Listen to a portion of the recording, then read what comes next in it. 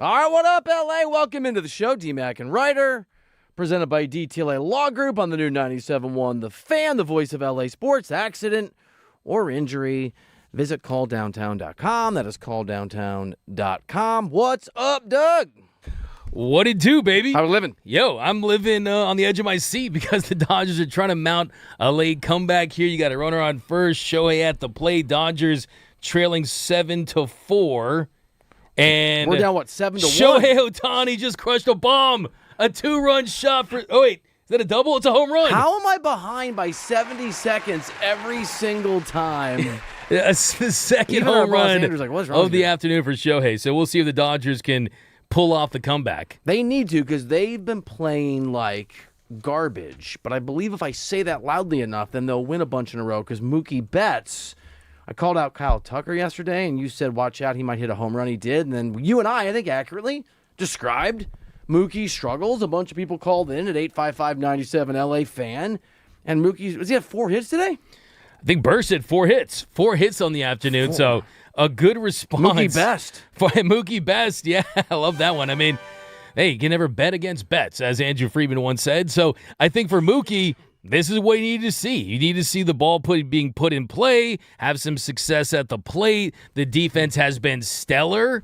But, Mookie Betts has been one of the unluckiest. I know this sounds like an excuse. They're going to say I'm pandering, but he has been one of the unluckiest hitters in all of Major League Baseball. He's got the biggest differential as far as the results versus the expected numbers based on quality of contact. So hopefully this is a sign of things to come, because this is the anniversary of when Mookie's season really got going last year. Mookie was a below-average bat, and on early August 4th or 5th, he had a standing ovation at Dodger Stadium and had an all-star bat for the rest of the way. So I'm hoping Mookie has come alive. He's been milk box Mookie for a while because he's been missing. So good to see him back and being productive. All right, so we've got a great show lined up for you. We'll do Hero at the end of the hour. We've got Doug's top 5 questions for the Dodgers after the trade deadline closed on Monday. I'm going to try to guess those Family Feud style. Are you a family? I'm not a Family Feud guy, but it's a good game. I get I like it. Family Feud's I'm fun. Excited. Yeah, I have my thoughts. Lindsey Polaris is going to join us, our correspondent, Rams correspondent from Rams camp. So we'll get some info from her. We think that'll be end of the second hour. We'll get into I think yesterday we talked about what order we would rank Dodger starting pitchers in a Game 7. We're gonna flip that a little bit and rank who we would trust the most to get the final out of a Game 7, to close out a game. And we'll, of course, we've seen this before, include starting pitchers in there. Doug is really excited to talk about the health of baseball and come after me. He's a little gotcha moment. And I've got, no?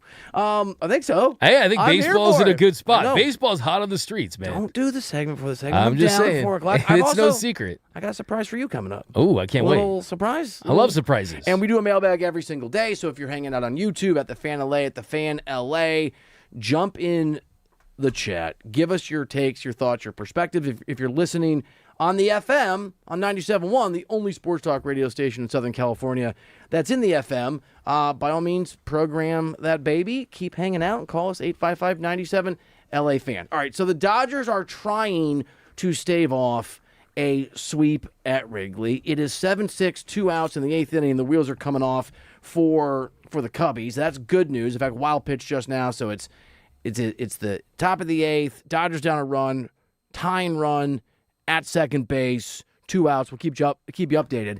And if they win, we will flip this thing. We will go from negative to positive, from the sky is falling to the Dodgers are suddenly soaring. But it has been a rough stretch. It has been a sort of dark cloud over the Scooble news, which is cool. The Dalton rushing news has come down. In fact, Cubs get out of the inning. So we're going to the 9th. Dodgers still down 7-6 and are still facing a 6 consecutive loss. And as part of that, part of the worries, part of the concerns, Dalton Rushing has a slight tear in his UCL, and MRI showcase that. He'll be out. He's on the 10-day IL, but it sounds like it's going to be a minute. There's hope DMAC, as you know, that maybe he can catch later this year, but that's very much an open question. Dave Roberts had talked about the possibility. In fact, I'll let you just listen. This is Dave Roberts talking about the injury to and the reality now for the Dodgers' second important catcher to be injured, this one, Dalton Rushing. Dalton, I think it's just kind of shut down the throwing for 4 to 6 weeks. There's a rest period for just the activity and then kind of try to resume hitting and try to keep the bat alive all the while, seeing how the arm feels, the elbow feels.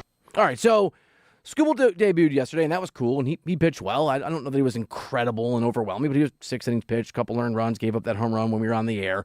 The Dodgers supported him with a measly 4 hits, the home run from Kyle Tucker, and then 3 singles. I think one of those singles was actually Kyle Tucker. Had a good game yesterday. Mike Petriello at MLB.com pointed out today that entering today's game, in which the Dodgers are down by a run going into the 9th against the Cubs, facing that 6th consecutive potential loss, that over the last 30 days, the Dodgers' bullpen is the 5th worst with a 5.16 ERA, DMAC. They're 20th offensively in runs scored. He pointed out they might have the worst catcher situation in baseball. There's a bevy of other stats, and you probably have a bunch of them, but things are not going well right now. Time to panic, especially if they lose this game, feels like at least the mantra of the moment. Yeah, it feels like the Dodgers won the trade deadline. They've lost everything since. You've gone to a little bit of slope here. The offense hasn't been great. The defense has been bad. The base running has been bad. They basically lost on almost every single facet of the game over the last week. And the losses are piling up. It does feel like this is a Dodgers team that, look, this is the dog days of August. It really is. It's the post-All-Star break, post-trade deadline. You can see the postseason inside. You can kind of see that light at the end of the tunnel, but it's not here yet. But this Dodgers team, the most disappointing thing about it is just the presentation of it. I mean, you can take losses. You're going to lose in Major League Baseball, right?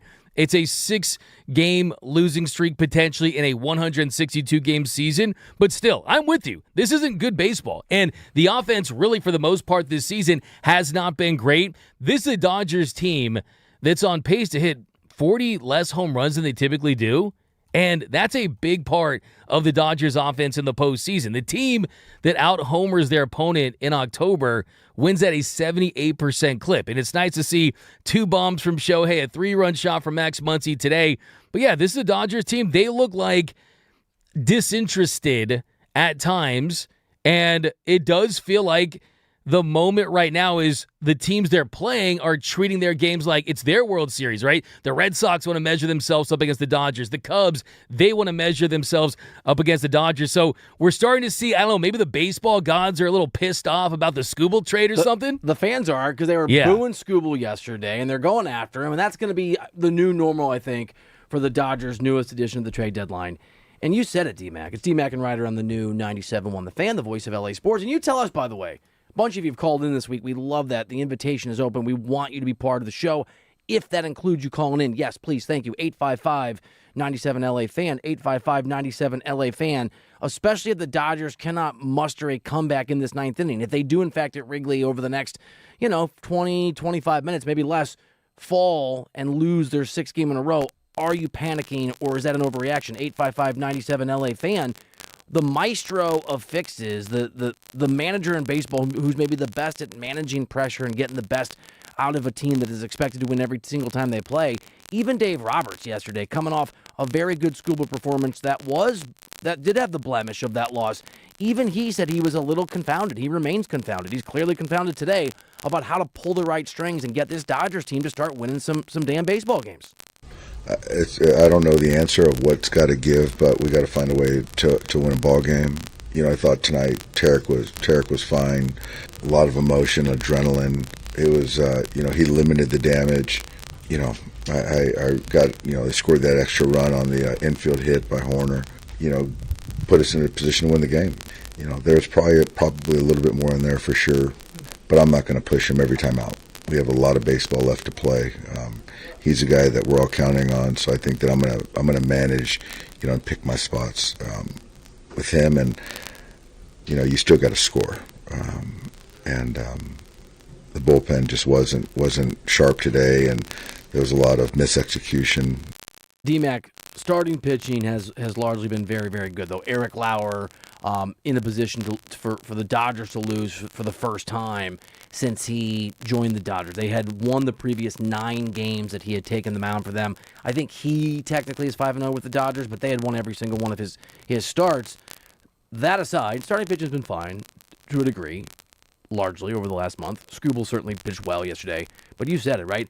Catching situation is worrisome, and you need that Dalton rushing bat. You're not going to have it for maybe a little while, maybe a very, very, very long while. I don't know what a left-handed bat looks like if you can't actually catch, and that's something that we'll talk about, and Dave Roberts had talked about. The bullpen, as you and I have noted, has been bad. The lack of run production for this team, the reliance on home runs, and how that's somewhat gone away. And it's not a secret. Now, Mookie's playing well today, but it's not a secret. And in fact, you tweeted this at DMAC_LA yesterday, the day before, that a lot of Dodgers are underperforming their normal offensive level.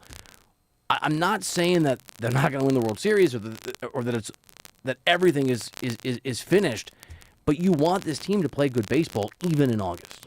You do, absolutely. And I think you just want to see trends that are concerning reverse themselves. And the bullpen, yes, there are some guys that are coming back, and you saw Edwin Diaz give a home run yesterday, and they look to add some arms as far as possibly Chris Bubich at the end of August, and Seth Halverson could be a guy that could step up for that pen. But right now, they're just not getting the job done.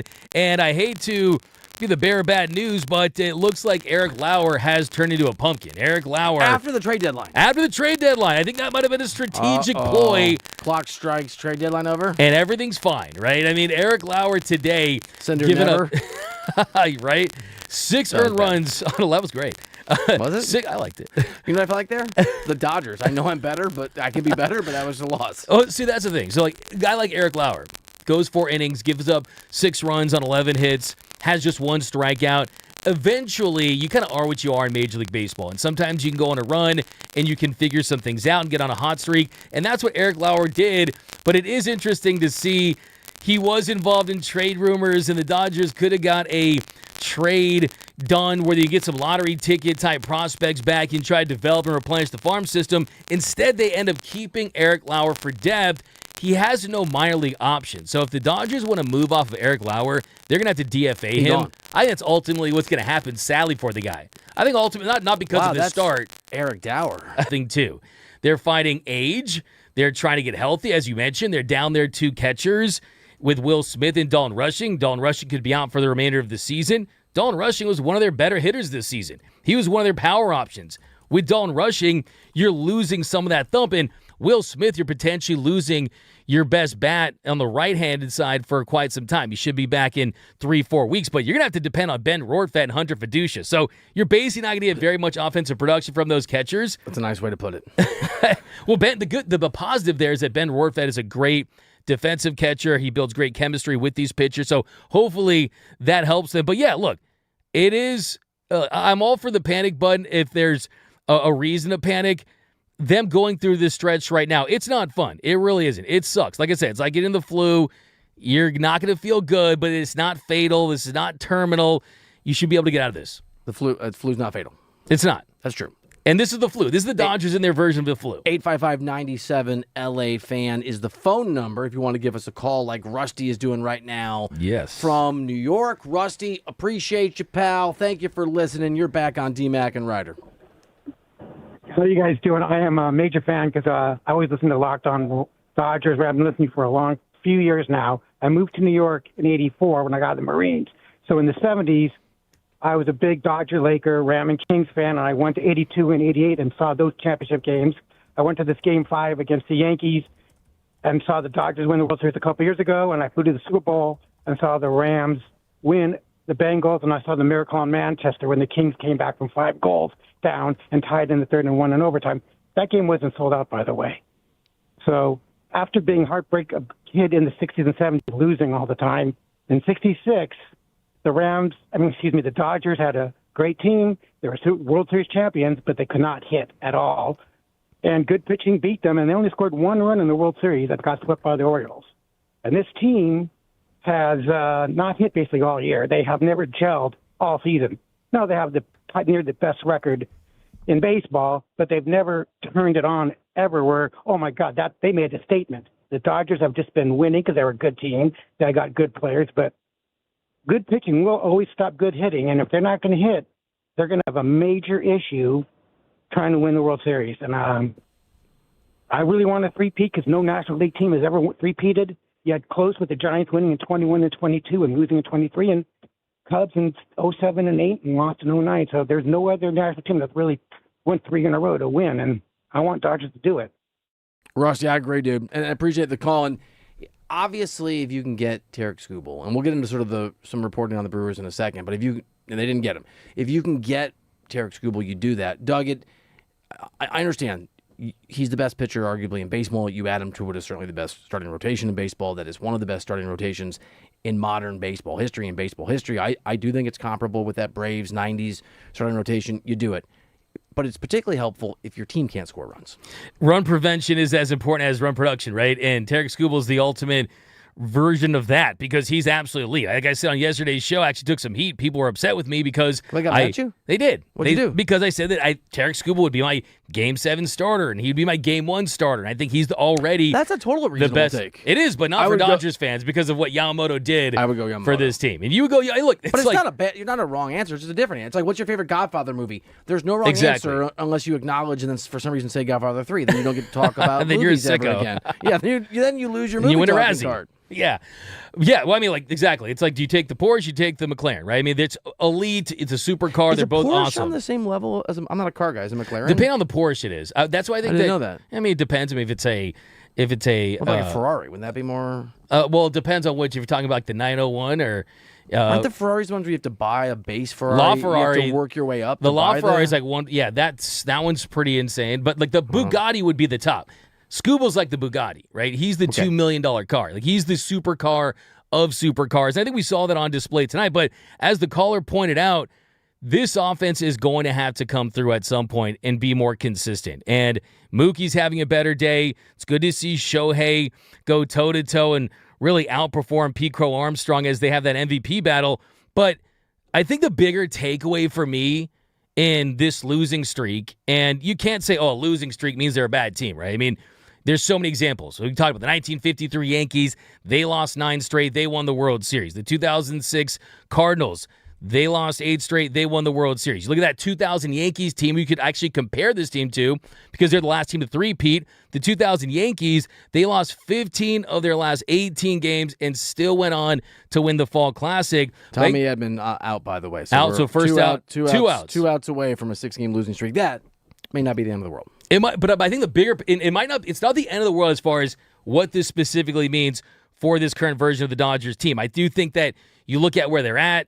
The Brewers are ahead of them. The Braves are catching them for the top 2 seeds in the National League, so you don't want to set yourself up to play in the wild card round. But the bigger takeaway here to me is this. This feels like it's the last dance with this core. You have to savor every game, every playoff series, every moment, because next year there could be a lockout, and even if there is, you look at this entire offense. Every single hitter in this offense, save for Andy Paz and Max Muncy, is having down years. They're all getting older. They're slugging less. They're on bases less. And yes, they could still be a really good team, but I think that the big takeaway here, and one of the reasons why Andrew Friedman pushed all those chips in the middle of the table to once again make a power move at the deadline, is because he recognizes that hitting is harder than ever, right? Like, a lot of people don't want to have the uncomfortable conversation of, you're not mad at Mookie, you're just mad at the fact that baseball's hard, right? It's very hard to hit a baseball, and we're seeing that with this current version of this Dodgers team as their offense slumps. So, 2 outs off. 2 outs. Dodgers. And By who the way, was it? I want to take something you said just a minute ago here on DMAC and Reiter and just sort of reframe it from my perspective. You said that the flu's not fatal. Okay, correct. You're right. I believe you. I don't think this is the flu. I think this is like a breathing issue. And so my thing about the Dodgers here, if we're taking this health analogy, maybe it is curable. Maybe it's not a big deal. Maybe it's a passing hiccup of health on the way to a successful World Series championship, 3rd consecutive victory. Or maybe it's a symptom of a real problem that's going to cause actual issues and put an end to this thing, because the offense and the bullpen have been brutal for a very, very long stretch. And Mookie Betts, who's up right now, so maybe he'll sort of play the hero and make me eat my words in real time. 4 hits notwithstanding, right? He's not at the level that he needs to be. Kyle Tucker, we haven't even talked about his error yesterday, but whatever. I have a little more sort of sympathy for people in right field because that is a brick wall you're running toward. But his home run and his 2 hits yesterday notwithstanding, the guys you need to raise the level so that the Dodgers offense improves offensively are either injured, Dalton Rushing, reverting back to the mean, Andy Pages, or not finding the groove that either they've gotten to and they're being paid for, Mookie Betts and Kyle Tucker. And so I do worry that maybe some of the symptoms we're discussing, the symptoms that have led to this 6-game, too soon to be, if Mookie gets out here, potential 6-game losing streak, that it's a sign of some real health issues for the Dodgers when we get to the postseason. We're going to discuss that. We're going to keep it rolling. We'll also give you some news, a little more info on the Skubal trades that didn't go down. Next, you know what? Mookie just flew out. So that's the game. Dodgers 6-game losing Why are you streak. smiling? No, I got excited because he put it. Did you see it, Yeah. Bursch? I thought when he first swung, it's one of those, he get a home. No, he didn't. He wasn't even close. It was an easy fly out to left field. All right, Dodgers lost 6 in a row. We'll talk about that. Give us some Skubal news next year. D-Mac and Reiter.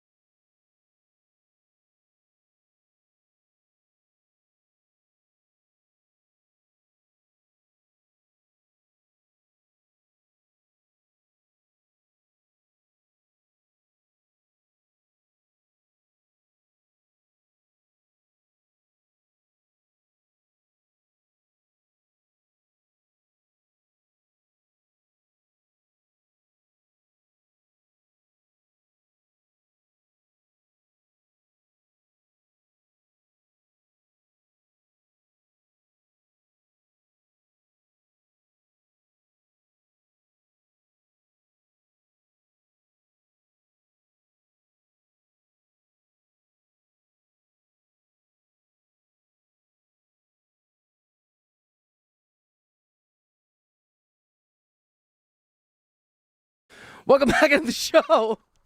D-Mac and Reiter, presented by DTLA Law Group on the new 97.1 The Fan, the voice of LA sports. Accident or injury, text injury help to 40222. That's injury help to 40222. We have I don't know if it's breaking news. What would be the sort of in between? Slightly news. It's slightly cracking a little bit, right? There's some getting cracks warm. in the Heating up. It's getting heating up. Yeah, it's heated. Those rumors are heating up. Adam Schefter reporting that Aaron Donald worked out today for the Los Angeles Rams. It was on the NFL Wire, and here's the explanation from Schefter, which I think is interesting, and we'll talk about this. I'll just quote Schefter's tweet from just a little bit ago. Aaron Donald wanted to do a workout in a football helmet, and even though he did not wear pads during it, he used Rams team equipment at their facility during training camp, requiring them to report his activity to the National Football League, to the NFL. On the phone number here, by the way, 855-97-LA-FAN, if you want to give us a call. So this, you tell me if I'm wrong here, D-Mac, and you've got a great Rams podcast that is coming out very, very soon as part of under the new 97.1 The Fan, the voice of LA sports umbrella. This seems like he's continuing whatever his very deliberate process is to get where he wants to go, to either play or make the decision to play. We all hope it converges to the same place that he's a Ram again this year. And I guess this part of the process was what Schefter told us. And because that's where he was and what he wanted to do, that he was at the Rams facility. And Lindsay Polaris is going to be on the show, our colleague and correspondent at the Rams camp. She'll talk to us about this in an hour or two when she's on, about an hour and a half. They had to report it. Seems like good news, not the news. Yeah, absolutely. I mean, but it is news in the right direction, right? This is what you want to hear. This is what feels like a precursor to a massive announcement that should be coming at some point in the next days or weeks. I mean, this is massive. I mean, for Aaron Donald to potentially come back and join the Rams and this being a next step in that direction, you got to be super excited if you're a Rams fan, if you're a NFL fan, to get someone like that. It feels like the Rams are saying, hey, Dodgers, we see your Tarek Skubal, and we raise you an Aaron Donald, right? So, I mean, this like the fact that he's continuing to do these things that he never did when people are wondering if he'd ever reconsider coming out of retirement. This is more serious than serious. This feels inevitable. I love the Thanos. I love the inevitability of it. D-Mac and Reiter on the new 97.1 The Fan, the voice of LA sports. That's the good news. AD at Rams facility doing a workout, wore a Rams helmet, wanted a helmet on because it's at the facility, according to Adam Schefter, and because he had Rams equipment during training camp, it had to be reported via the NFL Wire, and that's where the news came from. That's the good news. Trending toward, as Doug said, what feels like hopefully the inevitability of the best maybe defensive player in NFL history returning to what is clearly the best team on paper in the NFL this upcoming season in the Los Angeles Rams. The bad news, as we told you just a little bit before we went to break, is that the Dodgers did not mount that comeback. They were down 7-1 in the eighth inning, and they ended up coming really close. They scored 5 in the eighth. They go down 7-6. They go 1-2-3 in the ninth. Mookie Betts makes the final out on a fly out to left, and now the Dodgers have lost 6 in a row. We're talking about to what degree does it matter? Does it not matter? Is this losing streak significant? Are you worried about the lack of support, help, excellence from the bullpen? Are you worried about the lack of run production? And we've got some calls at 855-97-LA-FAN to chop that up. So let's get to it. Jordan in Encino, appreciate you, buddy. Thank you for listening and wish the news was better. You're on D-Mac and Reiter. Happy to be here. Love the new station. I love that it's FM. It comes through so clear in the radio. Right, dude? Thank you, brother. D-Mac, what up, brother? I'm an OG Dodgers Nation guy, you know what I mean? Mad Snapchats throughout the years. I'm SK Wonderful. Anyway. Yeah, nice, dude. My man. Give him a cheer. What up, brother? Never got those Snapchats, but what's up? So many. Don't lie. So many super chats over the years. You know, you probably owe me a drink. Oh, yeah. Listen, guys. Look, Mookie Betts is not a home run hitter anymore, man. He needs to get on top of the ball and hit line drives first and foremost. Okay, this is getting ridiculous. All these lazy fly balls. It's just I get it. He's a former MVP. The guy is not a home run hitter anymore. He can be a high average hitter if he concentrates on hitting line drives, hit the ball on the ground, make contact. Look. This team concerns me.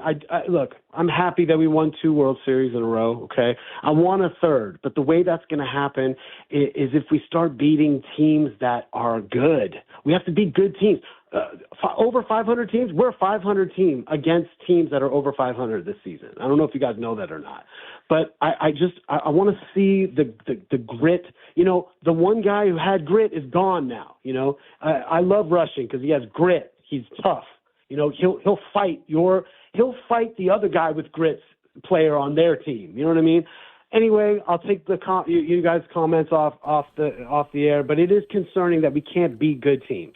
George, appreciate you, buddy. No, thanks for the call, man. Thank you for the support of Doug over the years, and thank you for finding him and us here on the new 97.1 The Fan, the voice of LA sports. The Rushing thing's funny. A buddy of mine texted me yesterday basically saying that Rushing deserved to get hurt because it was an Ohtani response to the thing. You know, so it was really funny. Buddy of mine Come said on. that. What? Buddy? People are sick. I know people are sick and twisted. You know what? What did they say? It was karma for the. Yeah, I'll show it to you later. Maybe People are disgusting. I might show it on the screen. It's not good. Look, we said this yesterday, Jordan. I don't know if you caught this, and a bunch of people are joining right now in the post-game show here. Dodgers post-game as they go down to the Cubs. Almost mounted that comeback, but lose 7-6, have lost 6 in a row. We talked about whether Mookie is washed, and I think the data suggests that he is. Now, maybe he'll fix it. Maybe he'll correct it. He had 4 hits today. But to Jordan's point, you made fun of me, D-Mac, because live on the air with 2 outs in the ninth, I go, because I thought maybe Mookie hit a home run. You know why I thought that? Because that swing used to be a home run swing, and this swing was a lazy fly out to left field. He doesn't have the pop that he used to. He doesn't have the bat speed, and he was never a top bat speed guy, but it's slowed down to the point where it seems like a problem. The Dodgers need offensive help. They need more runs. They have to find a way to get more runs across the plate. You can try to talk me into it can be Kyle Tucker. Between now and October, I have lost all my faith in Mookie Betts. You want to try to sell me on it? I want to be a believer again, but I'm not there. Yeah, look, I'm still going to be supportive of Mookie Betts just because you mentioned some of the underlying stuff. And really that points to Mookie hopefully turning his season around because Mookie has been hitting the ball harder this year. The strikeout rate has gone down. The issue with Mookie, and the caller brought up some really good points, is that he is kind of the mindset that he can still be that hitter that he used to be. When Mookie was at his very best, what made him so unique was for a guy that size, dude would just roll out of bed and hit 25-plus home runs. In his career, Mookie Betts, we've seen so many elite seasons where he's been prolific with the slug, even with the Dodgers. He had 39 home runs with the Dodgers back in 2023.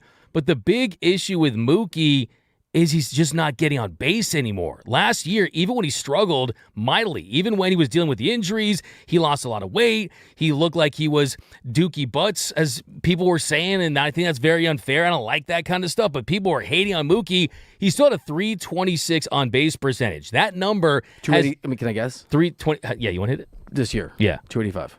Close, super close, 280. Okay. And the walk rate, which through his career was double digits, that walk rate is down to 7.1%. I think the best point the caller made is if Mookie had, and I've talked to Adrian Gonzalez about this, I've talked to Jerry Hairston Jr. about this, and one thing they tell me was if he transitions into being more of a line drive hitter that's just trying to hit for contact in the right spots and not try to hit over the fence, that you would see some more success. And one thing Adrian Gonzalez said was that if you look at his step, when the pitch is coming towards Mookie, his step still looks like a guy that is looking to get more hips involved, more top hand involved, and get more backspin on his fly balls. And when you do that, and you're not a dude who's 6'4", and you're 5'9", you don't have that kind of power, you see those numbers go down. So I think if Mookie just said, hey, I'm going to get a base hit, I'm going to try to put the ball in play, I think he'd have more success. But I'm still riding with Betts. I still am. D-Mac and Reiter on the new 97.1 The Fan, the voice of LA sports. This is your home when the schedule allows, as it did today,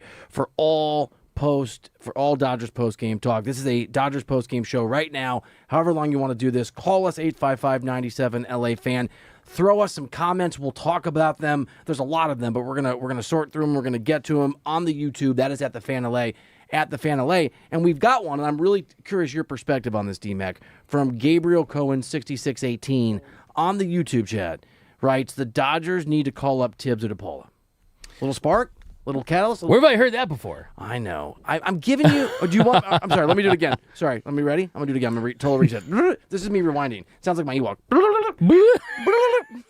If you missed it yesterday, he did the best Ewok I've ever heard. My own children would look me in the eye. It was so bad. I'm doing this again. We have a comment from Gabriel Cohen 6618 who reiterates and echoes the brilliance of Doug McCain, my partner, who said this yesterday. Whose words are so true. It's actually light that creates. Only the sun and Doug's words can create light in the universe. Right, like you did, like you said, the Dodgers need to call up Tibbs or DePaula.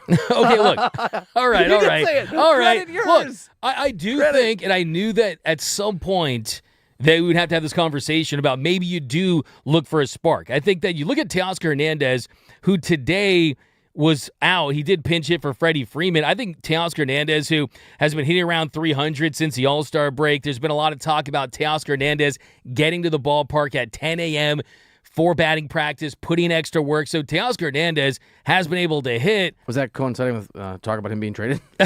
Maybe. I mean, it feels like a lot of these guys kind of either turned it up or turned it down based on that kind of pressure. But with someone like a Josue DePaula, if you could bring him up and light a spark Before September 1st. Before September Before 1st. the rosters They still expand? got to promote him potentially to AAA because you really don't see that with position players.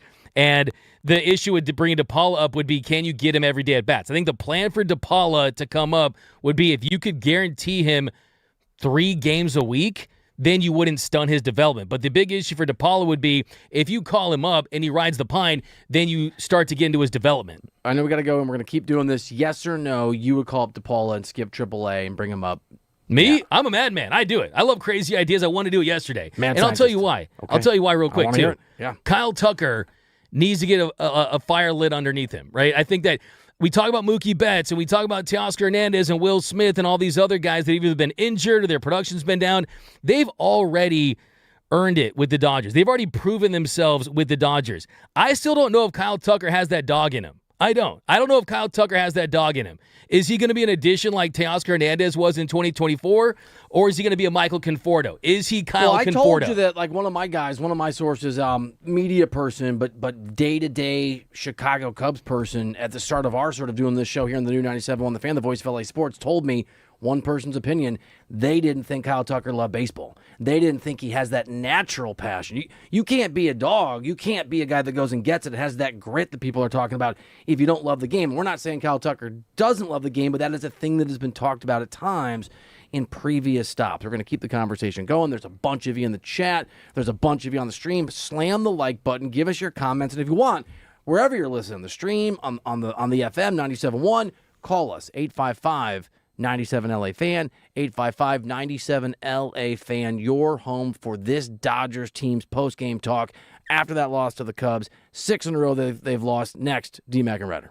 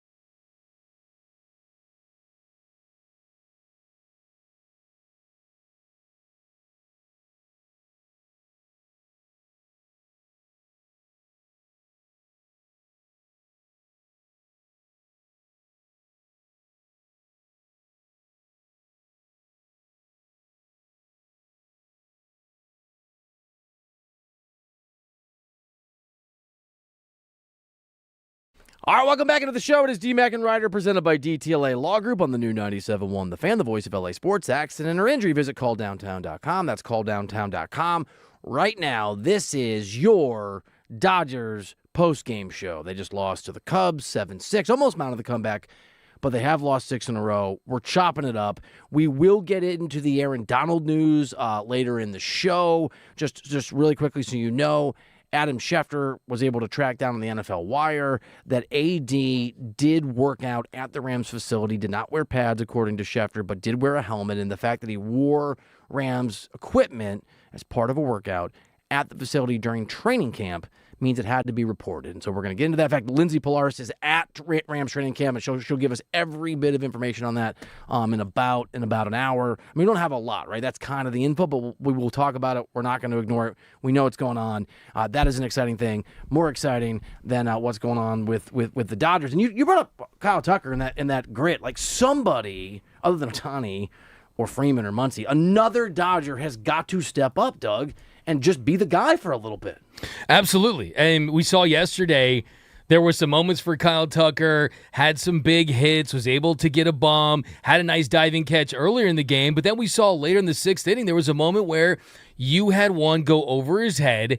It had a 95% catch probability. If he makes that catch and runs into the wall and he puts that glove in the air, there's a brick wall. Opens it. You want more? It's a brick wall, but right. I guarantee you, Dodgers fans like, oh, that's our guy. That's our dog. That's someone that's willing to run through a brick wall for Dodger Blue, okay? And I think that when you're someone like Kyle Tucker and you sign the contract that you did, you have not won over the fan base. So he's got to win over the fan base. I think his teams are going to be supportive, but bottom line, below average bat, below average defensive player, below average runner, getting $60 million a year. It's not cutting it. I question, does he have that dog in him? Above average bank account. It's T-Mac and Reiter that's a fact. On the new 97.1 It's just The Fan. cashing checks at this point, He man. really is the voice of LA sports. He'd run through a brick wall to cash that check if he had to. Oh, for sure he would. Let's go. Let's stay here in LA. We're going to the phone lines, and if you want to join these conversations, please call us at 855-97-LA-FAN. This is your home for all local sports. We are live and local all the time, 6 a.m. to 10 p.m. here on the new 97.1 The Fan, the voice of LA sports. Joseph in LA, appreciate you hanging with us. You are on D-Mac and Reiter. Hey, what's up, guys? How we doing? What's up, dude? All righty. I just got a couple things to say. I'm not going to come on here and, say the sky is falling. This happens every single year. The Dodgers always have this annual slump. It comes to a point where us as fans have to just understand that this team is going to go through it for a little bit. And I guess the only big concern that I have is Kyle Tucker going to be a major role player when it comes down to the final weeks of September? D-Mac saying that if he would just run into that wall, if he would just pick up the bat a little bit, if he would hustle more, if he would make better defensive plays, like he's just not being a real cornerstone of this offense right now. And it's kind of frustrating, especially going through these big series, playing the Cubs, playing the Red Sox, two very hot and very on fire teams right now. It is a little frustrating, but I think at the end of the day, what really it comes over to is Kyle Tucker going to get hot in September and be a role player on this Dodgers lineup? That's what it boils down to, in my opinion. Joseph in LA, great call. Love the perspective. Thank you for hanging out with us here on the new 97.1 The Fan, the voice of LA sports. You can call in like Joseph in LA if you want to give us your perspective on the Dodgers. We are breaking down that loss to the Cubs, that sweep against Chicago, that now 6-game losing streak at 855-97-LA-FAN if you want to weigh in. 855-97-LA-FAN. I have a thought. I think it might be mean-spirited. I have been aggregated before, so don't aggregate me. This is somewhat facetious. This is 69% sarcasm. The other benefit, if Kyle Tucker ran through that wall, is other than, the heroic moment showing, is maybe he hits a wall and then he's out for a while. And a real bag can get in there. Okay. No, I can't. I'm kidding. I'm kidding. No. Breaking. Bill Reiter wants Kyle Tucker to suffer an injury. This is a new low. This is a new low. Social media people of the universe, don't do it. I'm kidding. Wow. Go Kyle Tucker. I love that guy. Hero of the day. Quick nominee. Hero of the day. I was just Kyle about Tucker, to say he's getting great. $60 million a year. I'm not sure he's worth 60 million pennies a year, but that was a low. I was. Hey, well, here's the thing. I mean, yeah, I do think there is something to that, though. I really genuinely do. When Do you you are want him trying not to, God, I look, keep up. I don't want him to get injured. Good. I want. Neither do I. I do not want him to get injured at all. You just said it might be. I said it was facetiousness. He's not at his locker because he's at the hospital. Okay, that's what Bill Reiter is saying over here. You. I thought we were a team. Other than the 111 times I've mischaracterized something you've said. Hey, Does it feel good? it feels pretty good, actually. Yeah. It kind of feel alive. But here's the thing about the whole Tucker thing is in this game, Freddie Freeman actually left the game, I believe it was the 5th inning. He was wincing after his swing, right? And that's a perfect connection to a Kyle Tucker, right? Is because of that. Is when Freddie Freeman's out of lineup, a guy that closer to 40 than he is to 30, a guy that's played a ton of baseball. This Dodgers team as a group, they've played almost a third of a season more than any team in Major League Baseball over the last 2 years because they played 16 postseason games every single year. That is such a great point, that the wear and tear of greatness and excellence. We've seen that in so many sports. Because you said it, you play so much more. You play a ton, and the attrition happens. And I think for someone like Kyle Tucker, we want to see him step up because it makes it easier for guys like Freddie Freeman to miss a couple games, or Muncy, or Mookie, or all of these guys, right? Cosign. We want to see Kyle Tucker. Healthy. I want Kyle Tucker to be the best Joyous. player in baseball. Me too, and the healthy. Because player in he's baseball. paid as such, right? You can't I want him to eat superstar salads. checks and put I up want him role to player drink numbers. Spinach drinks. I am a Kyle Tucker supporter and believer. What was said was said. What was joked was joked. I make fun of my wife all the time. I love her. All right. Should we do rapid fire D-Mac and Ryder hero nominees? Let's bang it out. By the way, somebody in the chat, I think it was Donnie Boy, I'm sorry if I missed, wanted to go PCA. So we'll let you nominate heroes. PCA was an absolute baller today. So was Ohtani. So I'll throw Ohtani's bat, but I don't really know if he should win because they lost. There we go. I'm sorry. I'm stepping on you. I'll go Eric Lauer. No, because really? For what's been done, because I'm not looking forward to anything he's going to do in the future. I want him healthy. Yeah, I think Eric Lauer. Everyone healthy. Thanks for covering innings in those summer months we need him the most. Thanks to Eric Lauer for stepping up and giving the Dodgers another pitcher.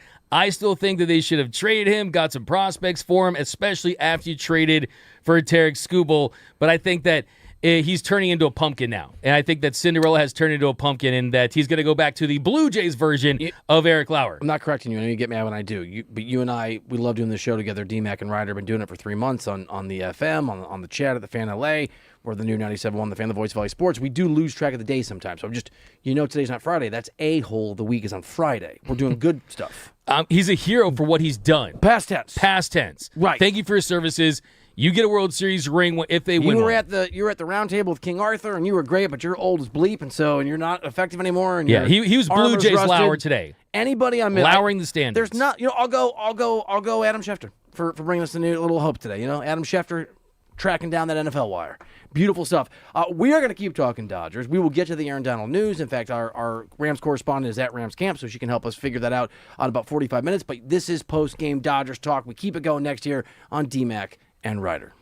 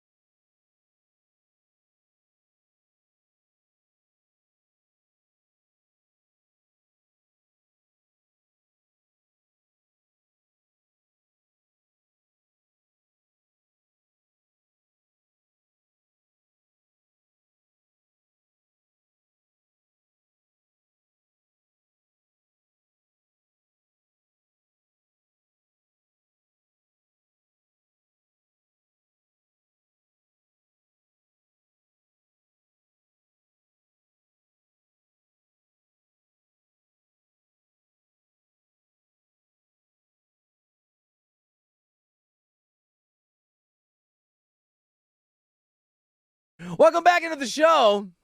Just wandering in on the new 97.1 The Fan, the voice of LA Sports. Speaking of which, this is D-Mac and Reiter, presented by DTLA Law Group on the new 97.1 The Fan, the voice of LA Sports. Accident or injury, visit calldowntown.com. That's calldowntown.com, or text injury help to 40222. If you are hanging out on the YouTube stream at The Fan LA, slam the like button and get in that comment section. We're going to keep curating these. We do a mailbag every day at 5:30. So if we don't get to you between now and then, we'll get to you then. If you have a take, a perspective, a question, and we've got callers, we're going to keep on keeping on with your perspectives at 855-97LA Fan. If you want to join that conversation, 855-975-2326. D-Mac, you want to do another call? Bang it out, man. It's hot. People are pissed. People on the streets. They're not happy. Dodgers aren't winning right now. I want the Dodgers to win. Everyone to be healthy. Don't mischaracterize. Don't rewind on the stream. I didn't. Let's go to Oregon. Bruce in Oregon, what's up? You are on D-Mac and Reiter.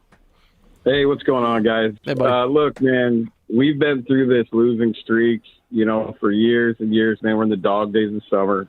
All right? We got swept. We got punched in the mouth again. These guys just got to, come back, and guys need to step up. If you take one out, you got to have somebody else step up, period. That's why these things this isn't bothering me, man. This is the Dodgers.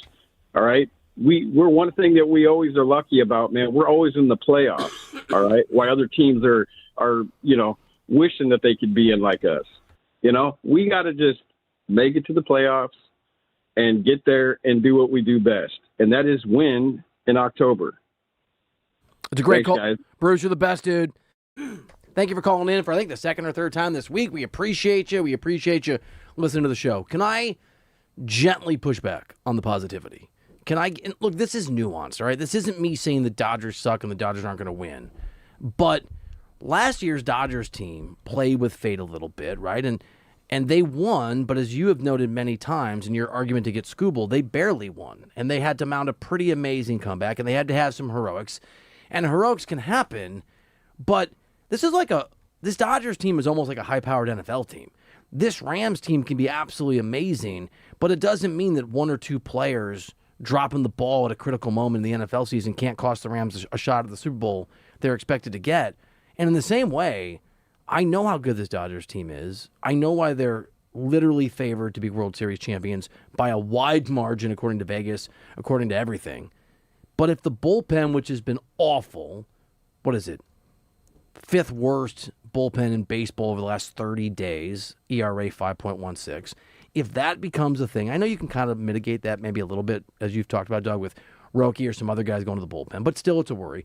And at the run production, which is 20th, which is below mediocre in baseball over the last 30 games in terms of how many runs the Dodgers have scored, if one of those two things pop up, if the bullpen's unreliable or the Dodgers continue to struggle to score runs, like some of these Mookie Betts, Kyle Tucker, some of these guys don't produce the level they're supposed to, you could have a really talented team come up short because in postseason baseball, a moment here or there can change things. It's not a 162-game season when we get to October.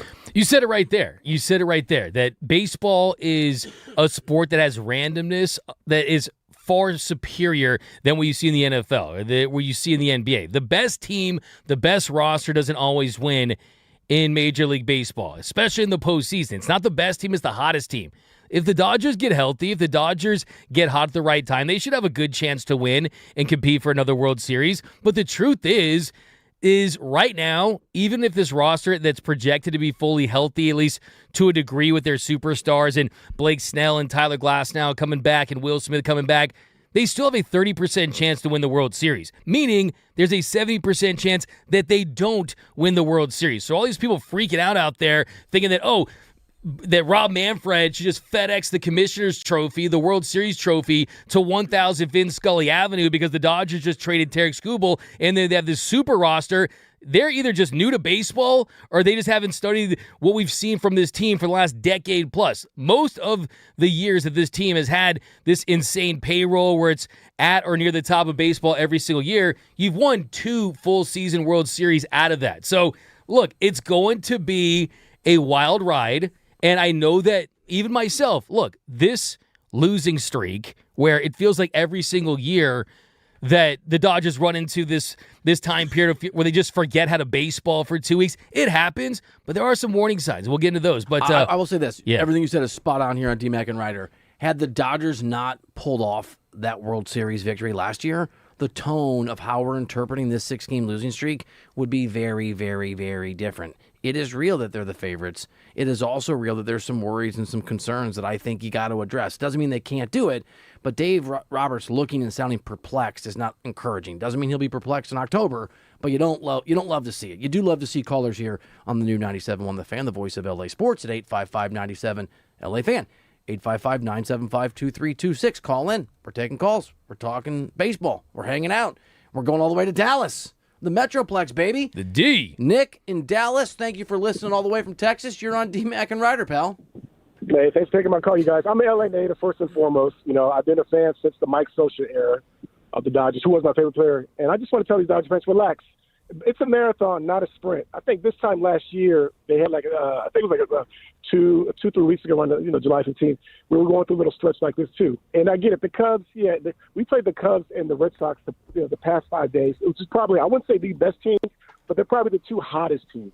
And Glasnow's not back yet. Snell's not back yet. We're getting Will Smith soon. The only concern I probably would say would probably be rushing, possibly not being back behind the plate, but maybe as a pinch hitter. And we'll be okay. And I agree earlier with what you were saying about Mookie. Mookie, I think it was a caller saying that Mookie's not a home run hitter, and I agree he's not. But, it's baseball, it's a marathon, not a sprint. And once we get everybody healthy, I think we'll be fine. And the fact that we have Screwball too, I love it. He didn't even pitch great yesterday. He really only gave up 1 run. It wasn't for that chopper. Yeah, it went 2 runs though, but and Tucker's got to play better defense, but we'll be fine. Baseball's a marathon, not a sprint. And this is August 5th. This is not October. And I seriously doubt the Red Sox in the Cubs will be playing like this towards mid-September. So we'll be okay, you guys. Once we get in, it's all new ball game, a new season. Then it's money time. Then we're gonna go from there, and we'll be fine. And I like our chances of three-peating too. Nick, love the positivity. Thanks for listening, Dallas. He's Doug McCain. I'm Bill Reiter. We both appreciate you. I will say this. I'm echoing what you have said off the air and on the air. The Cubs made some nice moves at the deadline, and you've noted the Dodgers have not played well at Wrigley for a while. Yeah, they really have struggled at Wrigley, the not-so-friendly confines of Wrigley Field for quite some time. And you look at where they've been and how they've struggled, that's not a team you want to face. And I think that's kind of the bigger picture here. And absolutely, look, like I said, a losing streak in the regular season, it's the flu. It's not terminal, right? You're not going to die because of this. You're going to be okay. You get some rest, some recovery, you get some chicken soup and a couple wins, and everything's fine. But I think the big question for this Dodgers team is just the big picture of, what if you think it's the flu, but it's some other thing, and you're sort of characterizing the symptoms, and then you get to October, and the cough is still there, and the bullpen's still bad, and the offensive production's not great. I'm just saying. I mean, Dr. Doug, what if you misdiagnosed, Dr. D? Well, if I'm the doctor, Dr. D, I like that. I love Big D, too, by the way. Our friend from Dallas was good times. But people in the chat are freaking. I'm just going to read these to you because let me hear it. They're worried. Let me hear what I'm saying? I'm here. But can I say something before I get to that? You can do whatever you want. You mentioned, okay, right? Yeah. That this is a team.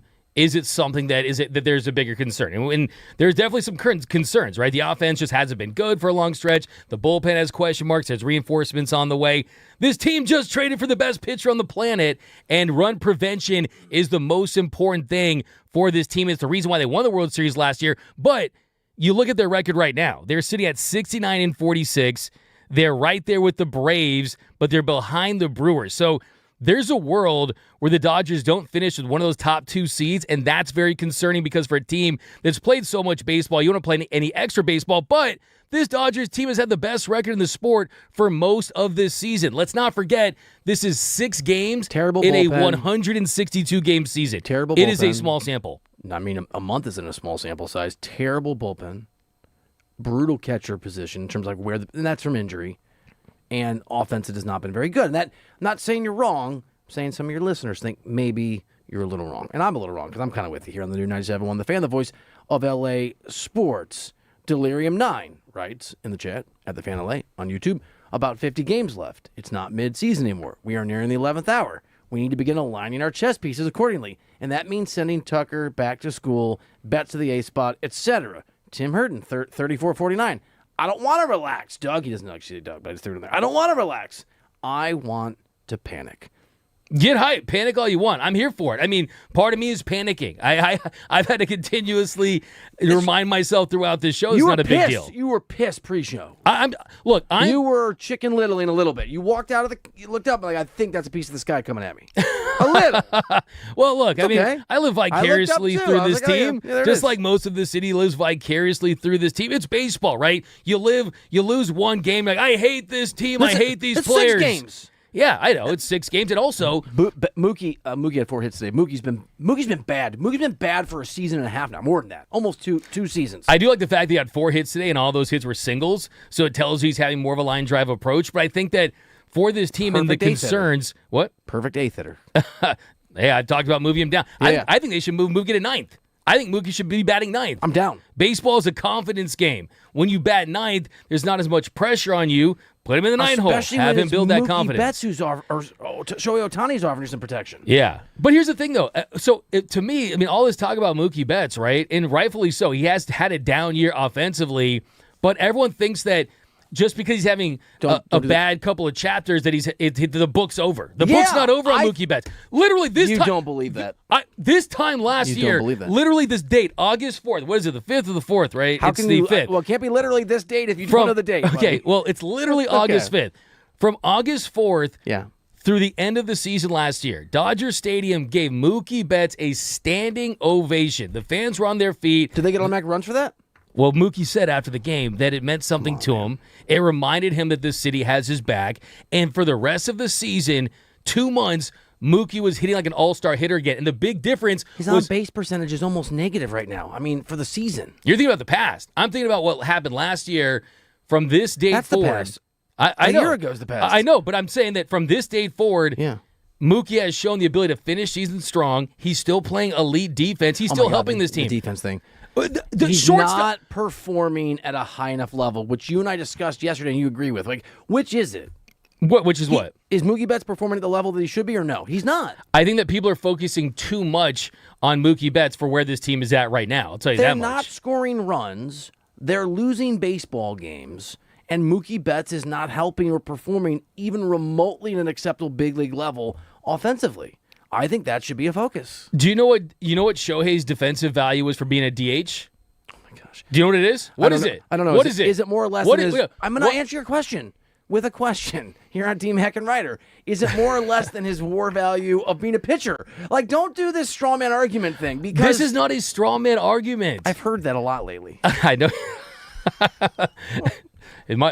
This show has my name on it too. What is the line? I forgot. But as far as talk to me. The point I'm trying to make as far as Shohei Ohtani is he provides zero value defensively, right? Zero value defensively. Because and right now he's not pitches. pitching. But he's not pitching right now. So my point is that Mookie Betts is providing a ton of value hitting, while Shohei Ohtani does when he pitches. Right now he's not pitching. So I think that Whoa. This is you doing your tap dance thing. Mookie Betts is better than people think and better than I am suggesting offensively because he got a standing ovation a year ago at Dodger Stadium and because Shohei Ohtani doesn't play defense? No, what I'm trying to say is, and what I am saying is that we're focusing on the wrong thing. You know who would have made that catch yesterday? You would have made that catch yesterday in right field? Mookie Betts would have made that catch, right? Okay. Right? So you're the one that thought, I think if you're going to rank the order of reasons why that was you, of reasons why this team is struggling, Mookie had 4 hits today. He's the bright spot of today's game. So I don't believe it. You don't believe that today that was the bright? I don't believe that it's going to have a lasting afterglow of offensive excellence. I don't think that Mookie Betts is fixed, and I would love to be wrong. We can keep arguing. I love talking baseball. And if you want to join this conversation, the phone number here is 855-97-LA-FAN. There's a lot of you on the chat, which is really cool. Slam the like button. Keep commenting. It's a cool community, and we're going to curate those, grab those, and make them part of the show. We do a whole mailbag at 5:30. Do you want some good news? Yeah. Dave Roberts mentioned that, because this is obviously Dodgers have just come off that loss. This is your Dodgers post-game show. We've always got you covered right here on the new 97.1 The Fan, the voice of LA Sports. And the 6-game losing streak also had some worries about Freddie Freeman. You mentioned this. Dave Roberts mentioned that they took Freddie out after he got hit in the hand. X-rays have come back negative. That's huge news. That's big time. Yeah, big. He's their best hitter. As far outside of Shohei Ohtani, okay, he's their best. He's their best pound for pound, bat to ball. I need a base hit. He's that guy. Reliable and big. The other thing is, if you don't, and this was true last year, if you're the Dodgers and you don't produce enough runs, then you're going to need guys to have. And do you get mad at the clutch thing? I can't remember where you come, because you and I both like the numbers. You're going to have him the postseason clutch, timely hitting. And it ain't Mookie Betts so far. It ain't Kyle Tucker so far. Andy Paz has regressed even above the mean, but he's not. He was a top 5 WAR guy 5 weeks ago. Freddie Freeman is the guy not named Shohei Ohtani. Maybe Max Muncy you turn to if the offense then in October is what it is now. I totally agree. Absolutely. I mean, he is the straw that stirs the drink for the Dodgers offense. I mean, we saw a couple years ago the walk-off grand slam, Freddie Freeman hitting that against the Yankees. He's the guy you'd want at the plate in a pressure situation. So if anything happened to him, it would be grim for this offense for sure. But I think, too, another thing you look at today is, hey, there are some legitimate questions about the rotation even after getting Tarek Skubal, because today was the first time we really have seen Eric Lauer have a blow-up outing. Even Blake was so bad. Yeah, he was not good at all. No. He really was not good at all. Blake Snell did complete his final sort of rehab assignment, 3 2/3, 5 hits, gave up 3 home runs, 4 walks, 3 Ks, threw 73 pitches, 41 of them were strikes. So yeah, that was a positive. Like that's get him out. Yeah, he's someone that tinkers, especially in his rehab. So he treats it like spring training. He really does. Interesting. Yeah. I didn't know that. Blake Snell, I have all the trust in the world. As long as he's healthy, he's going to be effective. And you got to get Tyler Glasnow back. But hey, this should be a wake-up call for this Dodgers team. This offense, for the most part this year, you've seen sparks, but losing Dalton Rushing, your best hitting catcher this season, Will Smith still being out, you have to look at the next 4 weeks as it's worrisome, dude. Look, I'm with you on the worries in the short term and the panic in the short term. It's legitimate. It is valid. And I think you've said this. You're also battling the Braves and you're battling the Brewers for position that can be somewhat significant to extraordinarily important. And that's playing good baseball right now is about more than just it feels good for the fans and, oh, shucks, I hope this doesn't happen in October. There is a battle. There is a significant race with 2 other teams in the National League to make sure the Dodgers are positioned either as well as possible or not in a dire situation where all of a sudden the sample size becomes problematic in an opening round series. For sure. And we're going to find out a lot about this team in the next couple of weeks. Does this team just feel like, hey, we look at the last couple of seasons and realize that we didn't win 100 games, but we still won the World Series, and that the Dodgers have kind of readjusted how they view the regular season, right? All those years that they were setting regular season wins records and winning 100-plus games, they got bounced, whether it be being swept by the Diamondbacks in 2023, whether it being losing to the Padres a couple years back, losing to the Braves. When they maximized in the regular season, it's never led to a World Series title. They like to ace the final exam, right? They like to get those 11 wins, those 13 wins in the postseason. Is this a part of their calculus, or is the team starting to show their age? I mentioned it at the top of the show. I think the encouraging things today, Mookie's 4 hits, but also the slug. Max Muncy hitting a 3-run bomb, Shohei hitting a couple bombs, and you're seeing a team perform with a little more power. But from a power number standpoint, this team does not have a guy that's probably going to hit 40 home runs. Maybe Shohei Ohtani has a chance to do it, but outside of him, you're not seeing those prolific sluggers. How did the Dodgers win the World Series last year? They did it with 3 critical home runs. It was Max Muncy in Game 7 in the 8th, it was Miguel Rojas in the 9th, and it was Will Smith in extra innings. And right now, this Dodgers team is on pace to hit 40 less home runs than they hit last year. Teams that out-homer their opponents. That's a big number, That's crazy. Dude.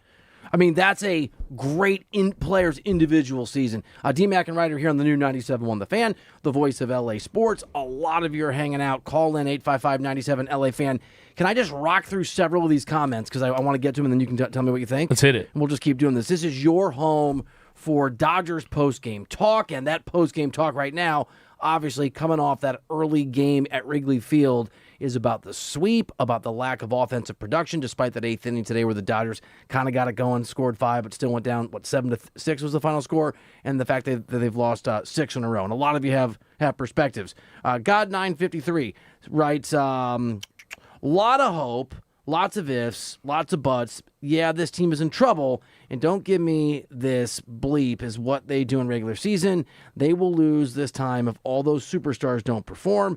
AD 1300 DMAC. Is this your burner account? Is your KD account? Do you think that this is one of your fans? Do you think the name is AB81 DMAC? Oh, what up? What up? Yeah. Do you think the Dodgers made a mistake in the trade deadline? They should have traded for offense instead of pitching. And Mario Lanverde writes, in Dodgers defense, we played the hottest team in baseball, and the Cubs seem to be playing extremely well. Last one, Delirium 9. If you're not concerned, then I doubt you've been watching every game. So there's a range of perspectives from Dodgers fans and among hosts on the show. Look, I'm looking at some numbers, and this one really stands out to me.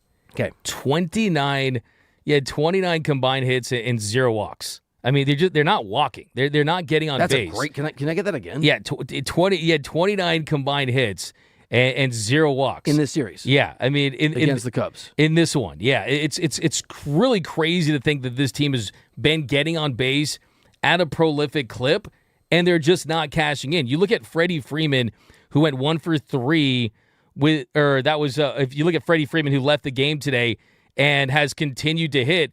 They're not cashing in on Freddie Freeman getting on base. With Freddie Freeman, 15-game hitting streak, he's been on base 45 times since the start of July, and he's only been driven home 8 times.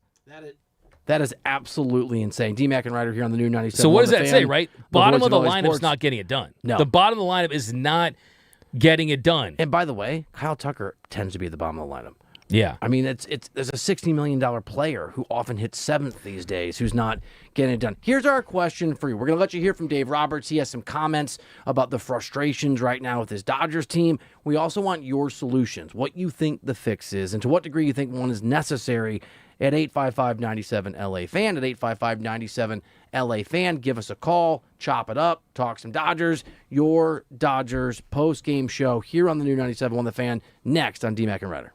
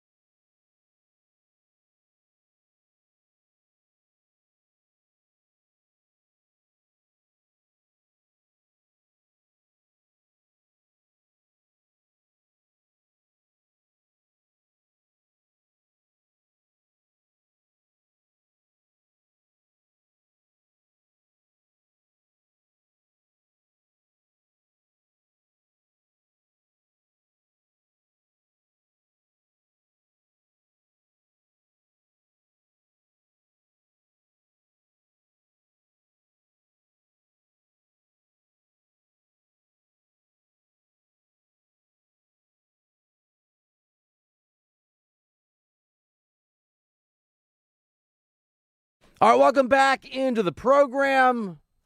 This is your Dodgers post-game home right here on DMAC and Reiter, presented by DTLA Law Group on the new 97.1 The Fan, the voice of LA sports. Accident or injury, visit calldowntown.com. That is calldowntown.com. Here is something we promise that we will do. When there is Los Angeles sports stuff going on, we will talk about it and talk about it and talk about it. Right now, the Dodgers are on a 6-game losing streak. They dropped another game at Wrigley Field. Another Kyle Tucker questionable performance. Mookie Betts did have 4 hits, but not enough power from him or any of the guys not named Ohtani or Muncy. And we're trying to figure out what in the holy hell this means. And we want your help. You can call us, chop it up with us, 855-97 LA Fan. I mean, look, Dave Roberts sounded really frustrated. Before the game, he sounded frustrated yesterday, and now that he's the manager, the guy that needs to find a way to pull whatever lever he's got to pull to fix this thing, he's talking to the media. Just happened. We got you covered. And Dave Roberts said that he's trying to look at the positives from what has been a not very positive stretch. I like the fight. It sucks to lose. It absolutely does. But, we're going to win again. And I did like the fight. I thought, certainly the way Mookie swung the bat today was very encouraging. I thought that, the at-bat quality, not quitting, Muntz 0 for 3 at that point, then hitting a homer. Shohei still hanging in there and homering twice. We had to get Freddie out of the game. He got hit on the hand, but fortunately X-rays were negative, so that was another positive. But, it's baseball. I mean, D-Mac, I'll say this. The fight thing is real. I know you wanted to talk about the panic situation to start the show. That was something you were really focused on, was the degree to which panic should be a thing or not. To get the general temperature, for sure. And we almost saw, right, we're watching, we're like, oh, you know what, maybe it ain't a panic show, because the Dodgers in that 8th inning showed some heart, showed not enough, right, put themselves in too big a hole, but it is different than watching them just go down listlessly 10-5. Absolutely. I mean, you get 14 hits. You're able to get some slug. You get 3 for 5 for Shohei Ohtani. Andy Pajes has a hit. Freddie has a hit. Edman. A lot of guys are able to record base hits today. Mookie on 4 for 5, definitely the bright spot. 2 for 4 from Miguel Rojas.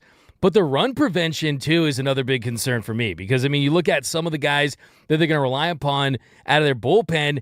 In this one, you got a start from Eric Lauer that you knew was coming at some point, and that's not too big of a surprise. But I go to yesterday. I mean, Alex Vesia is supposed to be your best left-handed reliever potentially. He struggles. You look at Edwin Diaz. He comes back. He gives up a home run. So I think we know the rotation is solidified. You get Tarek Skubal, the best pitcher on the planet. You feel good about that, especially if Shohei and Glasnow and Blakesnow come back and join Yamamoto in that formal rotation.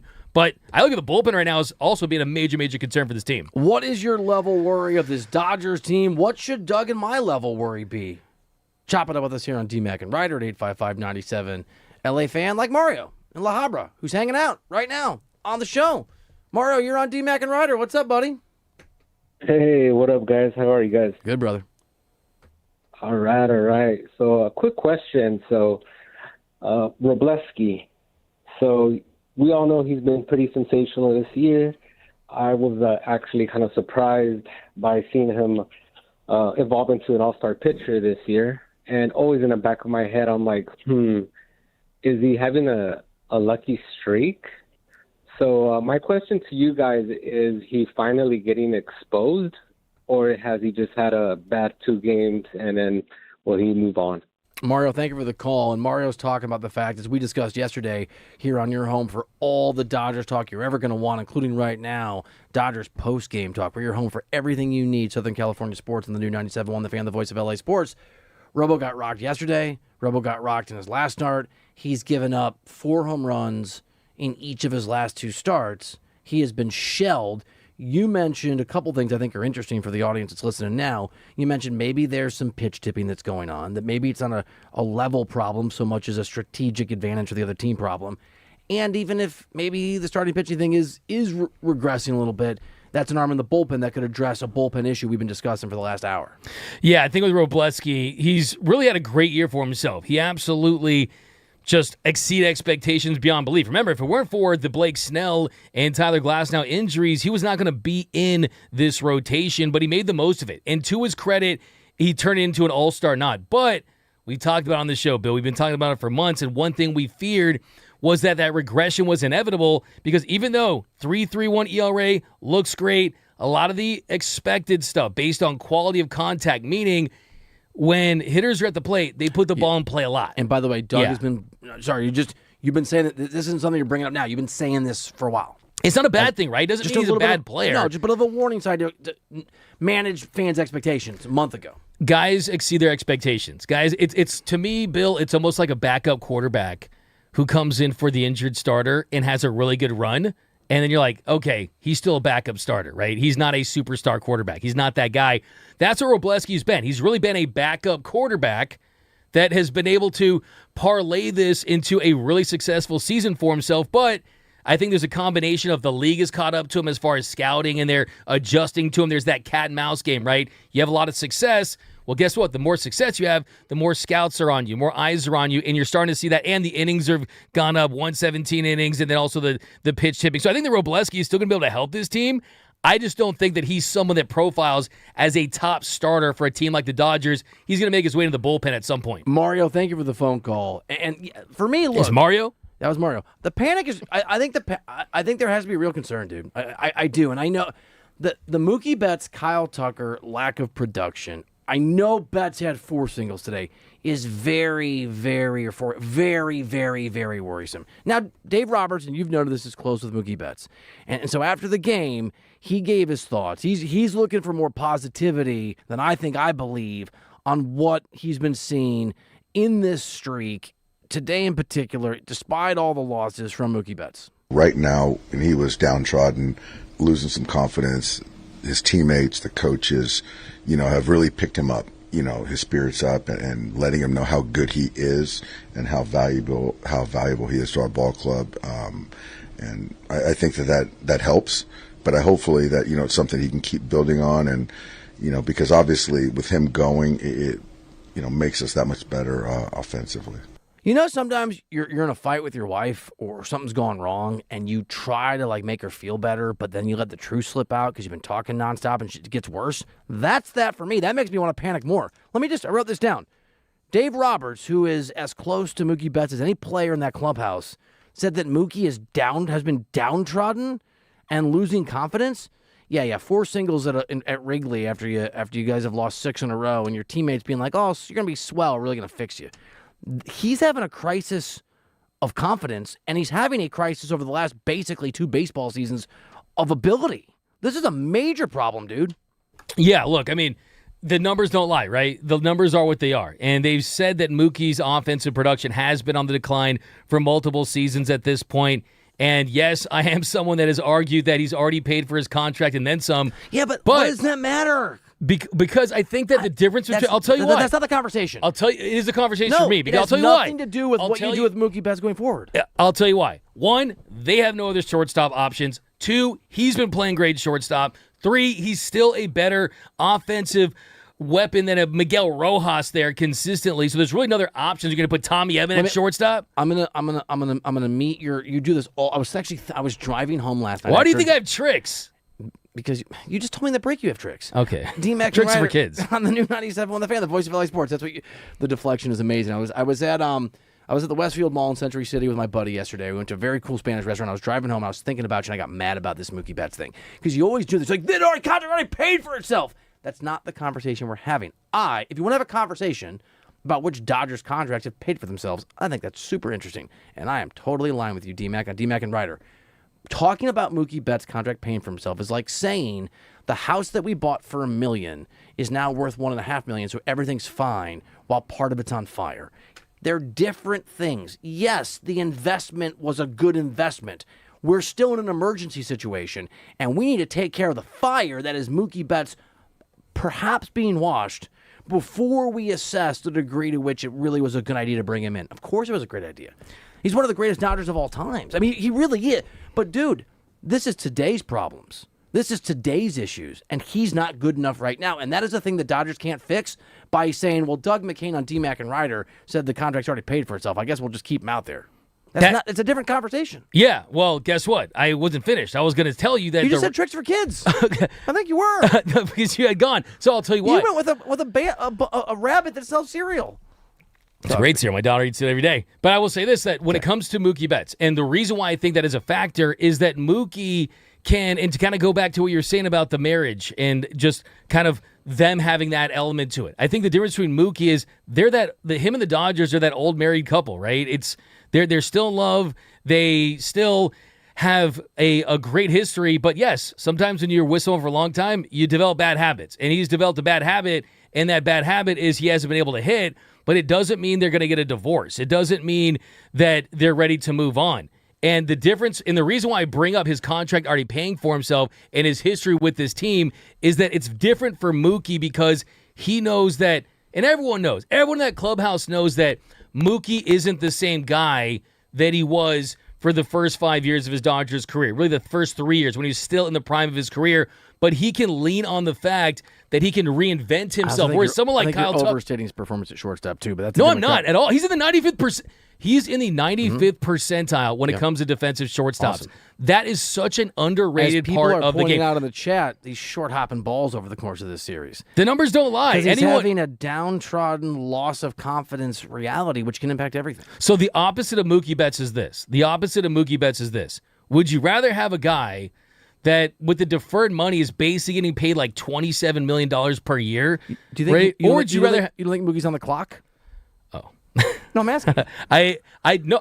I think that he still, if Mookie was a bust defensively, I would say it's over DFA the guy. But the opposite of Mookie Betts is Kyle Tucker. I'm not below average defense, below average offense. Mookie still helps this team wins, and I think there's a world where he finishes strong this season and provides a bat. Right, I'm going to make an analogy that doesn't work because there's so much of a surplus of starting pitching, especially when Glasnow and Snell get back and with Skubal arriving. But I'm just going to make it, and then we're going to come back and keep doing this here on your home for post-game Dodgers talk today. DMAC on DMAC and Reiter. Just because a bullpen doesn't have solutions doesn't mean it's not true that it's a problem if a bullpen sucks. Just because the Dodgers don't have shortstop solutions doesn't suddenly wave a magic wand and make tricks for kids and make a rabbit sell cereal and all of a sudden the Mookie offensive problems aren't problems.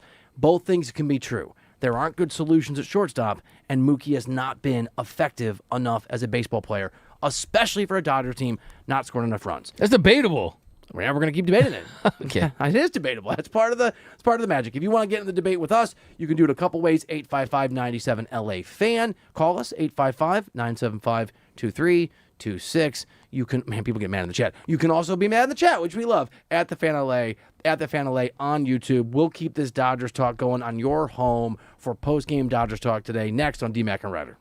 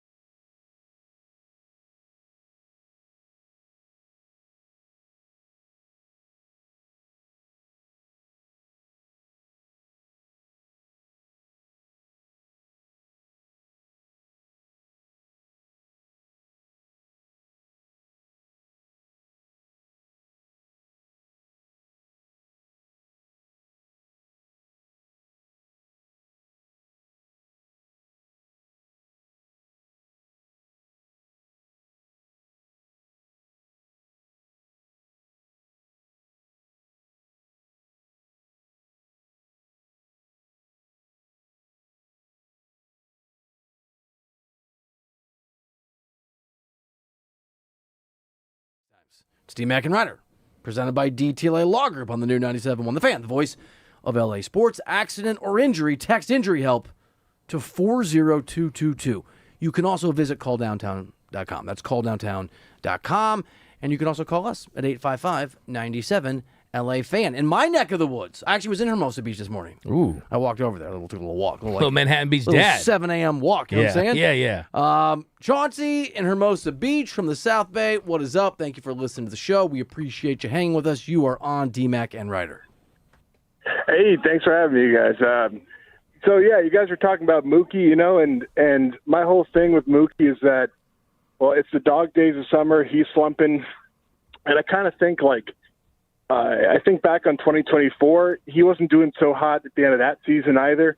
I was kind of pinning my hopes on him sort of coming alive in the postseason, which he did. And then it seems like throughout most of last season, the Dodgers never really clicked offensively at all. They kind of were limping their way through the entire season. So my thought is we have this crazy pitching staff. We got all these catchers back. We got the Rottweiler back and Fiducia, he's back too. With the offense as it is, everyone's kind of slumping. I think if we can rely on our pitching staff, I think and kind of limp through. Even with how this season was going, we were the best team in baseball. It didn't feel like it, but just getting by with all of our crazy pitching, I think the worries about Mookie are maybe a little overblown. Chauncey, thank you for the phone call. We appreciate you. We're talking about whether we did this yesterday, whether Mookie is washed. I'm just gonna respectfully suggest to Chauncey and to you, D-Mac, who I know is going to tell me that he plays shortstop. That's awesome. That per Chauncey's point, Mookie hasn't played well, hasn't hit well in 2 years. It's been 2 years now. And the last, you have to correct me because you have I have a pretty good memory for this stuff. You're undefeated and pulling, it's crazy stats. The guy, I think he hit 250 or 260 last year in the postseason. On base percentage .330, which, man, looks like Ted Williams compared to this year. And he didn't hit a home run the last postseason. Yeah, he just... I mean, come on, dude. What are we talking about here? That's not enough. Mookie is not the player he once was. He's never going to be the player that he once was. Every player has to always run that race with the Father of Time, and guess what? Father of Time always wins that race. But that doesn't mean that he's not providing value. I think the difference now... We're getting close to that point, though. Well, here's the thing, though. His WAR is... What is his WAR this year? 0.1? I mean, it's got to be higher than that. It's 1.5. I'm joking. It's 1.5. Yeah, I mean, look, it's, I believe, 24th in baseball among shortstops. And if he, and you look at last year, right? He was still an above average bat, a good defensive shortstop, a really good defensive shortstop. But here's the thing, though. Mookie's batting fifth. He should be batting later in the lineup. They should be putting him down the lineup. I think that if he gets the offense where it's respectable, you're talking about a shortstop that people in teams would pay $200+ million for, right? Anyone that's an above-average shortstop, defensively and offensively, can get paid. But I think that focusing on Mookie is focusing on the wrong thing. I truly do. I think that, who I'd be a fan of? Who should we blame for the lack of offense? Kyle Tucker should love that Mookie Betts is struggling. Kyle Tucker should love the fact that people are dogging on Mookie Betts, a guy that's already delivered 3 World Series title, a guy that's already paid for that contract and then some. Yes, I hate the fact that Mookie is aging like guacamole in the sun. I hate that, right? I hate the fact that he's not like Freddie Freeman, who's baseball's version of fine wine. I wish that were the case. That's not the case. He's not a big dude. He's not someone that, if he makes contact, he can get the backspin on the baseball to let it leave the yard. I do think he's going to have a different approach down the stretch where he becomes more of a line drive hitter, a guy that tries to get on base, still plays really good defense. But here's the thing. That is why Andrew Friedman last offseason went out there and made some big moves. So, look, Mookie, he's not the same guy. I'm not saying that I think he should be better offensively, absolutely. But you are blaming the wrong guy for where the Dodgers are at right now, in my estimation. No, I think that's one of the guys. I think if you are an everyday player in the Dodgers lineup, it's one of the guys you look at and blame if you're underperforming. That's my view of the sport of baseball, and the baseball coverage here on the 97 on the Fan of the Voice of LA Sports is presented by Xfinity. Score the most reliable Wi-Fi, one price, 5 years guaranteed. Xfinity, imagine that. There's a comment directed at you, and I'm going to read it because I'm a great partner. Let's do it. At the Fan LA on YouTube. It's from our guy BL Boyd, who's been in the chat. Oh, yeah, day he's one. that man. D-Mac, How many more years are you going to talk about Betts reinventing himself until you admit it ain't happening? Many 1, 2, 3, 4, 5 question marks. Until I got a great answer for you, okay? Until the Dodgers have a plan at shortstop. This offseason... The Dodgers not having a plan at shortstop doesn't make Mookie Betts a good enough shortstop. But it does allow him to play a different position, which I think the physicality of that position, I would like to see what his bat would look like. Look, do you There's really... so many years in that contract. Dude, at what point... Like, do you realize that if Mookie Betts... When you look at where the Dodgers are at, if Mookie Betts never played another game for the Dodgers, that contract would have already paid for itself. have you seen the film Don't Look Up? I've not. Okay. Seen a lot of movies. Leonardo DiCaprio and Jennifer Lawrence are trying to tell the world that a great big asteroid is going to take out Earth. And basically, it becomes indisputable. And half of the country won't look up and pretends there's not an asteroid coming. You are the president of the United States and don't look up. Just because you won't look up doesn't mean you can't see the asteroid that's going to destroy all of us. Just because you don't have a solution doesn't mean it's not coming. You need to look up. You need to let Leo tell you the truth this time about Mookie Betts and look up. We have a giant asteroid of a problem in Mookie Betts barreling toward Dodgers Nation. Fair. That's fair. If you want to call it that, that's fine. But here's the thing that I want to call in Major League Baseball, in Major League Baseball, yes, when you get a guy like Mookie Betts, I think people are losing sight of this. Baseball is not the NFL. It's not hockey. It's not the NBA when it comes to contracts, Please right? don't explain this to me. Baseball, when you want to get a guy like Mookie Betts, you have to sign him to a 10 to 12-year contract. How does the baseball work? I understand. Right? And so now this is when the bill starts. This is when you go on the vacation. You have a great vacation. He's an elite shortstop. Everything's fine. Don't look up. But I'm not. He's not the guy that used to be. But is he still providing value? He's still providing value. You're Jonah Hill. Okay, he's her son and the chief of staff. Jonah Hill, top 5 actor of all time for me. But he's still providing. Yeah, he is. Yeah, Leo. Different time. Okay. Well, yeah, you know, top 5, bottom 5. D-Mac and Reiter. But you have 30 seconds. Doug's playing baseball to me. I still don't know how the game works. Point your finger at Kyle Tucker. How do you get points? So here's the thing. For everyone that's hating on Mookie Betts, you didn't want Mookie Betts then back when you signed him, right? Because this comes with the territory. If you want a guy of Mookie Betts' caliber, you have to give him a 10 to 12-year contract. This is the price of doing business, and they're paying the price right now, but he's still providing some value. Just not what he used to be. They're paying the price, which is no price because he plays shortstop. You know, we're going to keep it going. I don't want the last word. Doug will get a word. I don't know if it's the last word. More Dodgers postgame talk next. D-Mac and Reiter.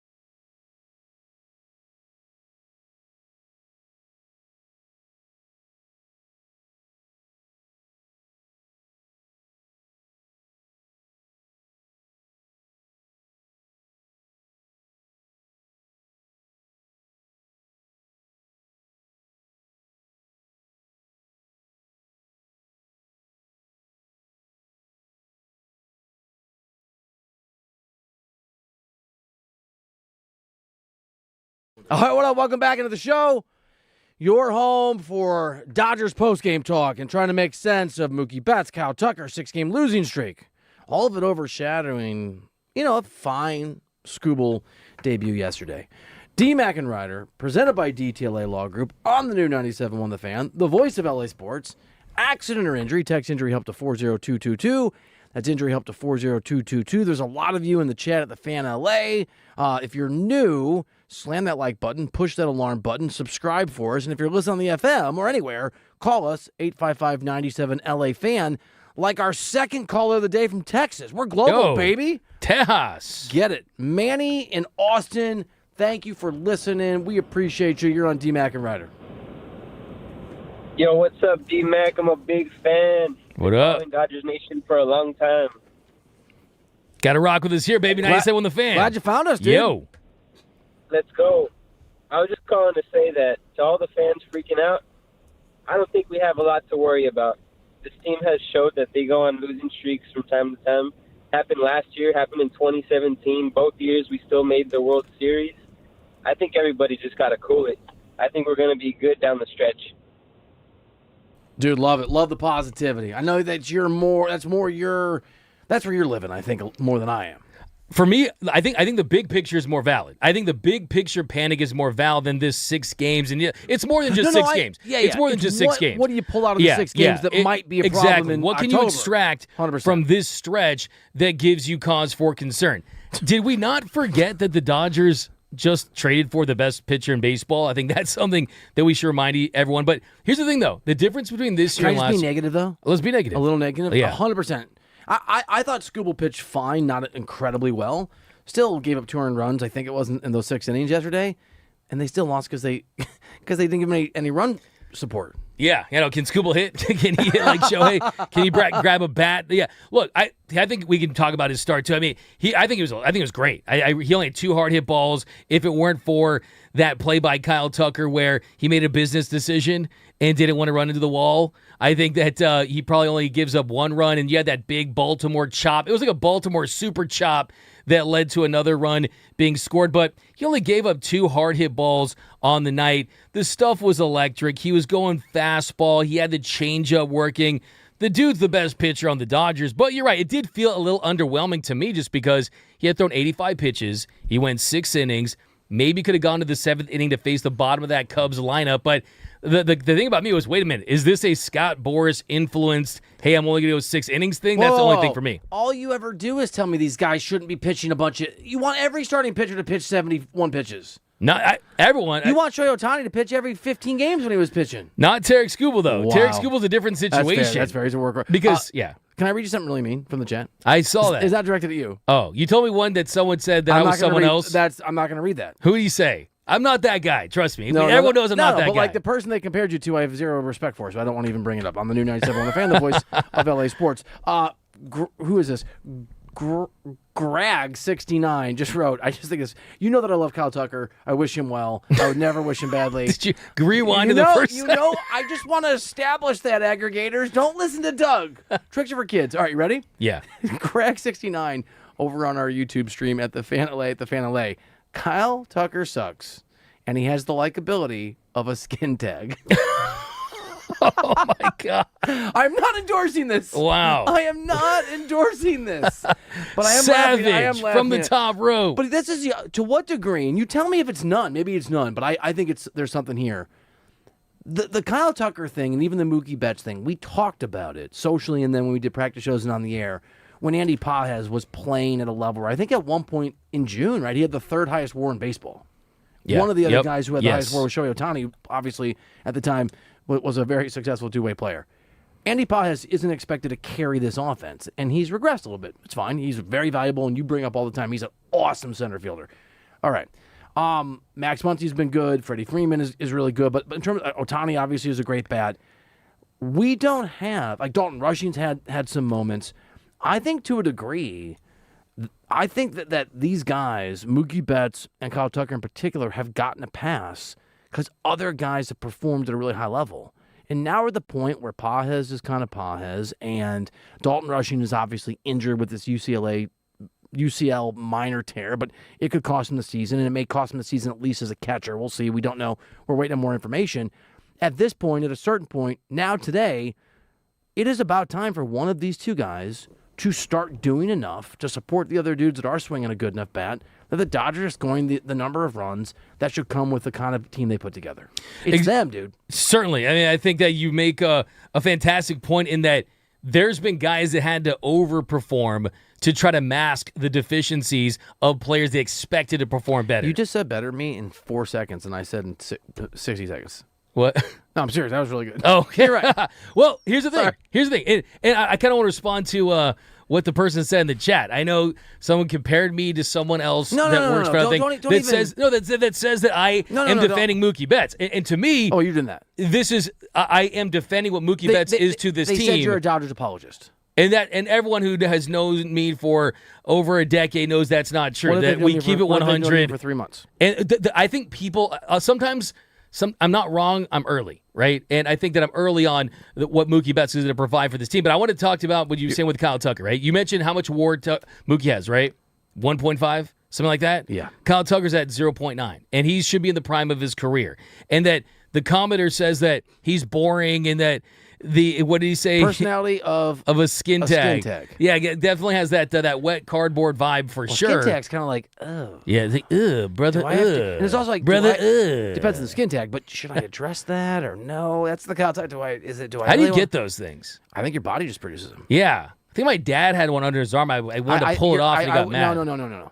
No? I just don't think so. Okay, well, at least what I think they are. We're here for our Dodgers postgame talk, and also, yuck.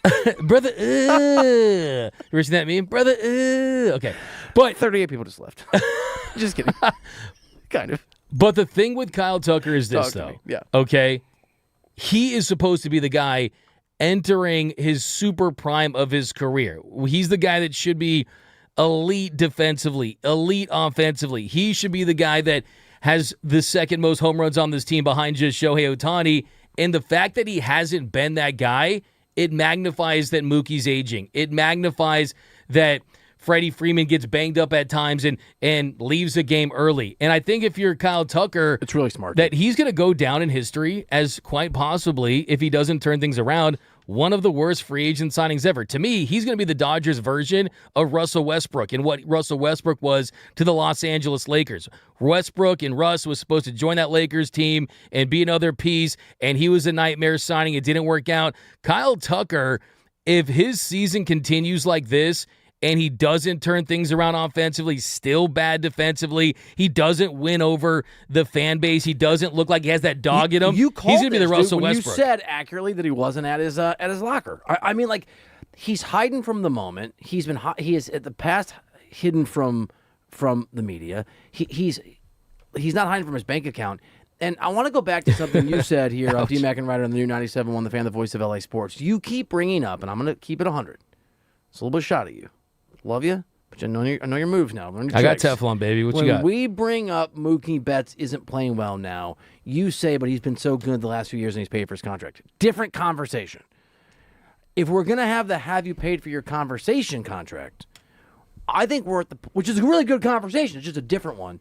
I think we're at the point now where, barring Kyle Tucker being the MVP of a playoff series for the Dodgers this October, he will never live up to that contract. And maybe he'll do those things. Maybe he's got an incredible NLCS, NLDS World Series in him. Maybe he does. He sure as hell better.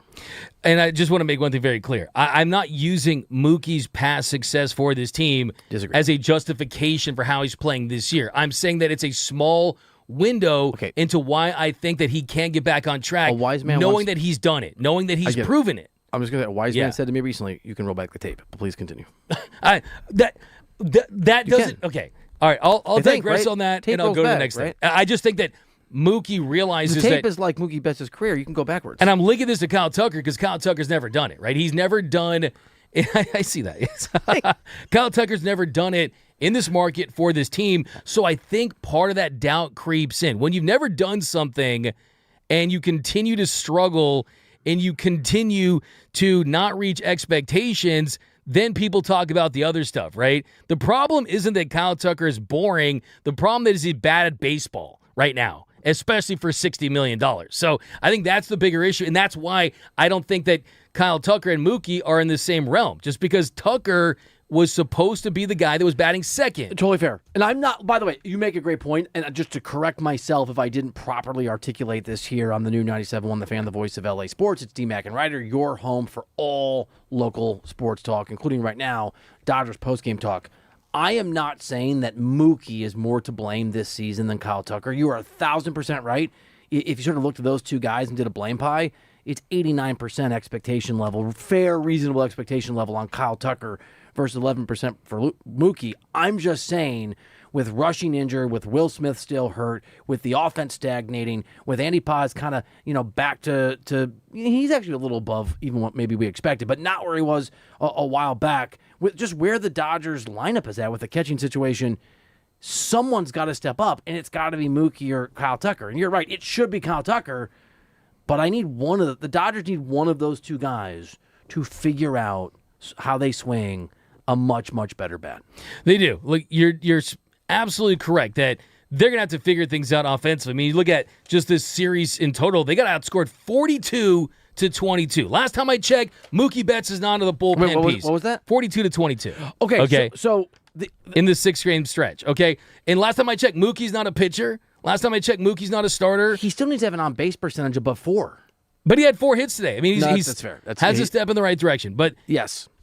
Why are we acting like we're talking about a last-place Dodgers team? This is a team that's had the best record for most of this season. You pitched at the start of the show that we talk about whether or not you let's talk about it's panic time, and I said okay, and then I came in and said we're talking about it's panic time, and you go, how could you bring that up? You don't know ball. You pulled a real big okie dokie. I would never. First of all, I would never say that to you. No one knows ball more than Bill Reiter. You won't even look at the camera. You won't even make eye contact with the stream when you. But I do think there's some.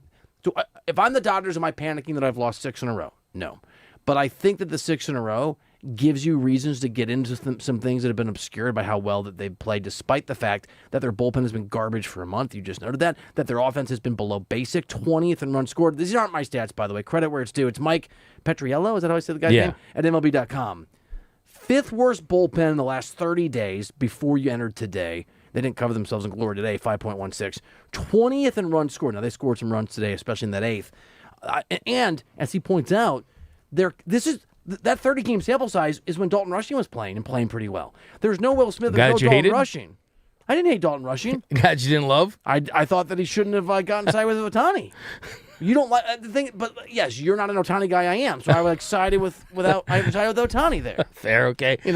Here's the thing, though, and he's absolutely right. And we've mentioned on this show that even when Will Smith was in there, that even before Will Smith got injured this year, one thing we said early on was that Dalton Rushing was having a better season offensively, that he was hitting the ball harder and more consistently. He was leaving the yard more. The fact that the Dodgers really don't have a great right-handed hitter this year that's been great wire to wire, because Teo's been injured and Mookie's slumped and Andy Paz has had some ups and downs. You need Will Smith to come back and start to produce. But I think we got a caller? I mean, I don't want to rush it. No, it's all off for callers, baby. I love it. Drive. What's the number? Drive it. What do they call it to? I don't have my learner's permit. I'm a student driver. Do it. The bumper sticker. There's a student driver. Do it. 855-97 LA fan. Danny's on the line in Rialto. Danny, thank you for hanging out. You're on with. Oh, you left. He left. Did he leave? Yeah. Call back, baby. He just drove into Danny. a pylon. Oh no. That's why he didn't have a seatbelt on. What? Oh man, that Ewok sound I made yesterday was real. What was worse, my Ewok sound or Kyle Tucker's season? Yeah, I liked your Ewok sound. I liked it too. Yeah. Dude, here's the thing about Tucker, right? Yesterday, and in fairness, I said as we were going to break, we'll come right back, and Kyle Tucker struck out, and he hit a home run. But in the same game, and again, it's a brick wall. He made an error in right field. He has been at times defensively lackluster and insouciant. He has made base running sort of blunders. Like, I wonder half the time if he's even paying attention. So that's Danny, the thing. Call back in. We wanted to hear from you. Yeah, absolutely. Hit us up right now, guys. Get all your Dodger takes out. If you're panicking, let's hear it. But I would say, as far as the Kyle Tucker situation goes, yeah, there are moments out there where it does feel like he almost looks like he's checked out. And I don't know if it's the demeanor thing. Miserable, dude. And what are the Dodger Stadium splits too? I know we've discussed. We've talked about that. Crazy. Yeah, and look, he did hit offensively. To his credit, Yes, he did. You had a couple of good games. Even today, Kyle Tucker, he was able to get 2 hits today, and he hit and a couple days ago he was able to get some hits too. So I think I just got overall, accused in the chat of taking a shot at one of the other stations. I don't think I did that, did I? I wouldn't put it past you. I wouldn't. But I wouldn't put it past me either. I just don't think I did it. Yeah. I mean, I wouldn't listen to those stations easy. I would listen to us here on the FM, in part because I think we're better, in part because we're local, and in part because you can actually understand what we're saying since we're on the FM dial, 97.1. Did I take a shot at one of the other 2 stations? If you did, do baby, live your life. But I don't think I did I? YOLO. Anyway, sorry to interrupt you. No, yeah. So that's the thing. In this month, heading into today, he was 5 for his last 9. I mean, you see some home runs. He had a home run yesterday.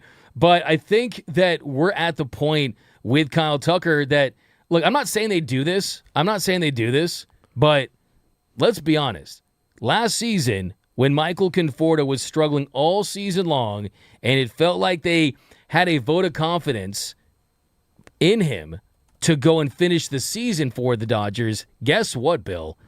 Michael Conforto, he did not play in the postseason. And that's a player that is not getting $60 million a year. He is not someone that was as good as Kyle Tucker at his peak. But here's the question I have. If Kike Hernandez is going to be a part of this team in the postseason, and Kike Hernandez is going to be that guy that steps up and has those magical moments, right? What do I call it? I call it Keektober. Where's he going to play? So I wouldn't put it past the Dodgers. I know it's a little radical to think this is a possibility. If Kyle Tucker is not producing, yes, he has shown some signs of life. He absolutely has. But for the most part, he's been down. But when October rolls around... You're drawing a consequence line. I love it. Draw a boundary. When October rolls around and you look at this entire team, Max Muncy at third, Mookie Betts playing great defense at short, Tommy Edman at second base, Freddie Freeman at first. Hopefully Will Smith will be back behind the dish at catcher. Andy Pages in center. Teoscar Hernandez has been great for the Dodgers in the postseason. Where do you put Kike? I could see a world Give it to me. Where Teoscar Hernandez, who, as bad as his defense was last year, Teo goes back to right, Kike goes to left, Andy Paz is in center, and we don't even see Kyle Tucker have a prominent role in the postseason. Not because we want him injured. We don't. We want him healthy because he's not very good at baseball. I have not that was you earlier, I think, right? What? Whoa, hold on. It's D. McIntyre. I got to reset. It's the new 97. Come on, fan, man. The voice of LA Sports. I don't know what's happening. Greg69. I don't remember Greg69 in the chat. Greg, love that you're hanging. I'm gonna quote him for the second time. I haven't fact checked this, but it's a really interesting point that caught my eye in the chat over on YouTube. That, to your exact point, he writes, Tucker has 0.1 more WAR than Conforto. It's Kyle Conforto, man. That's just to sort of supporting your point. I like that. Support the thesis, baby. Is there anybody? Look, I know I don't. I think I'm pragmatic. I'm not going to kiss the ass of the sports teams that are in the city. I know you're not either. That doesn't mean that I'm negative, and I want good things to happen for people and teams. It doesn't mean I'm going to pretend good things are happening when they're not.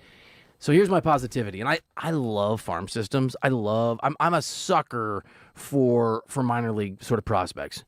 Is there a player in the minor league system, either through the process between now and September 1st of getting guys maybe, because most of these dudes that I'm going to ask you about, outfielders in the system who could make an offensive impact in outfield, are there any guys who between now and September 1st, when the rosters expand, you think couldn't get up and have an impact? Could be, and I know that young guys, you got to be careful relying on high pressure situations, but is there a bat that's good enough to get to that level quickly enough that you could bring somebody in just for have some at bats and give you better than what Tucker is potentially if Tucker doesn't figure it out in the next 3-4 weeks? We heard someone mention it earlier. I talked about a little yesterday. Their top prospect, Josue DePaula, in AA. We're waiting for him to get promoted to AAA. He could be a major wild card. I mean, we saw years ago, they brought up Gavin Lux in 2019, had a home run against the Nationals in that series. Highlight of his career. Pretty much. James Tibbs III is another guy. But I think that they really would consider, if Teoscar is still hitting, Paz is still hitting and plays great defense, you got to look at that corner outfield spot and say to yourself, is Kike a better option? Is DePaula a better option? Or even though you want to have Kyle Tucker in the postseason, that's still the number one option. I'd like to see more Tommy Edman out there. You could. So the thing about Tommy Edman is this: he's his best defensive position is in second, right? At second. Also, when he's gotten injured or banged up, it's been on the base pass, but also center field. You got to cover a lot of ground out there. I get it. He would. I mean, you know what? That's really interesting because I will say that we've seen his bat obviously be dynamic. He's had some big moments in the postseason, most notably the 2024 NLCS. Here's the thing about Andy Paez, too. He's had an all-star season. He's been great defensively. He has never proven to be a consistent postseason hitter. If you're desperate early on in the postseason, you can't manufacture some offense, one thing you can consider doing is putting Tommy Edman. I don't want to sell my Paez stock. It's a great point. I'm not selling the stock. Yeah. But let's be honest. This is a team that is going to be entering October in their worst position offensively in this run. You make a really good point too, because and look, I don't want to we can relitigate the Mookie thing, but you and I are not necessarily aligned on sort of our current assessments of Mookie Betts. And Mookie did not play well in the postseason last time around. But Mookie has had some huge moments in his Dodgers career. The question about Mookie Betts is not whether or not he is capable of handling the pressure in a big moment, right? There is a question about that for Kyle Tucker as well as a performance question. And so maybe the answer for a Kyle Tucker substitute come the playoffs isn't just who is really great this year based on current form. It's also who have we seen in the past who elevates their game as a Dodger because they can handle those moments.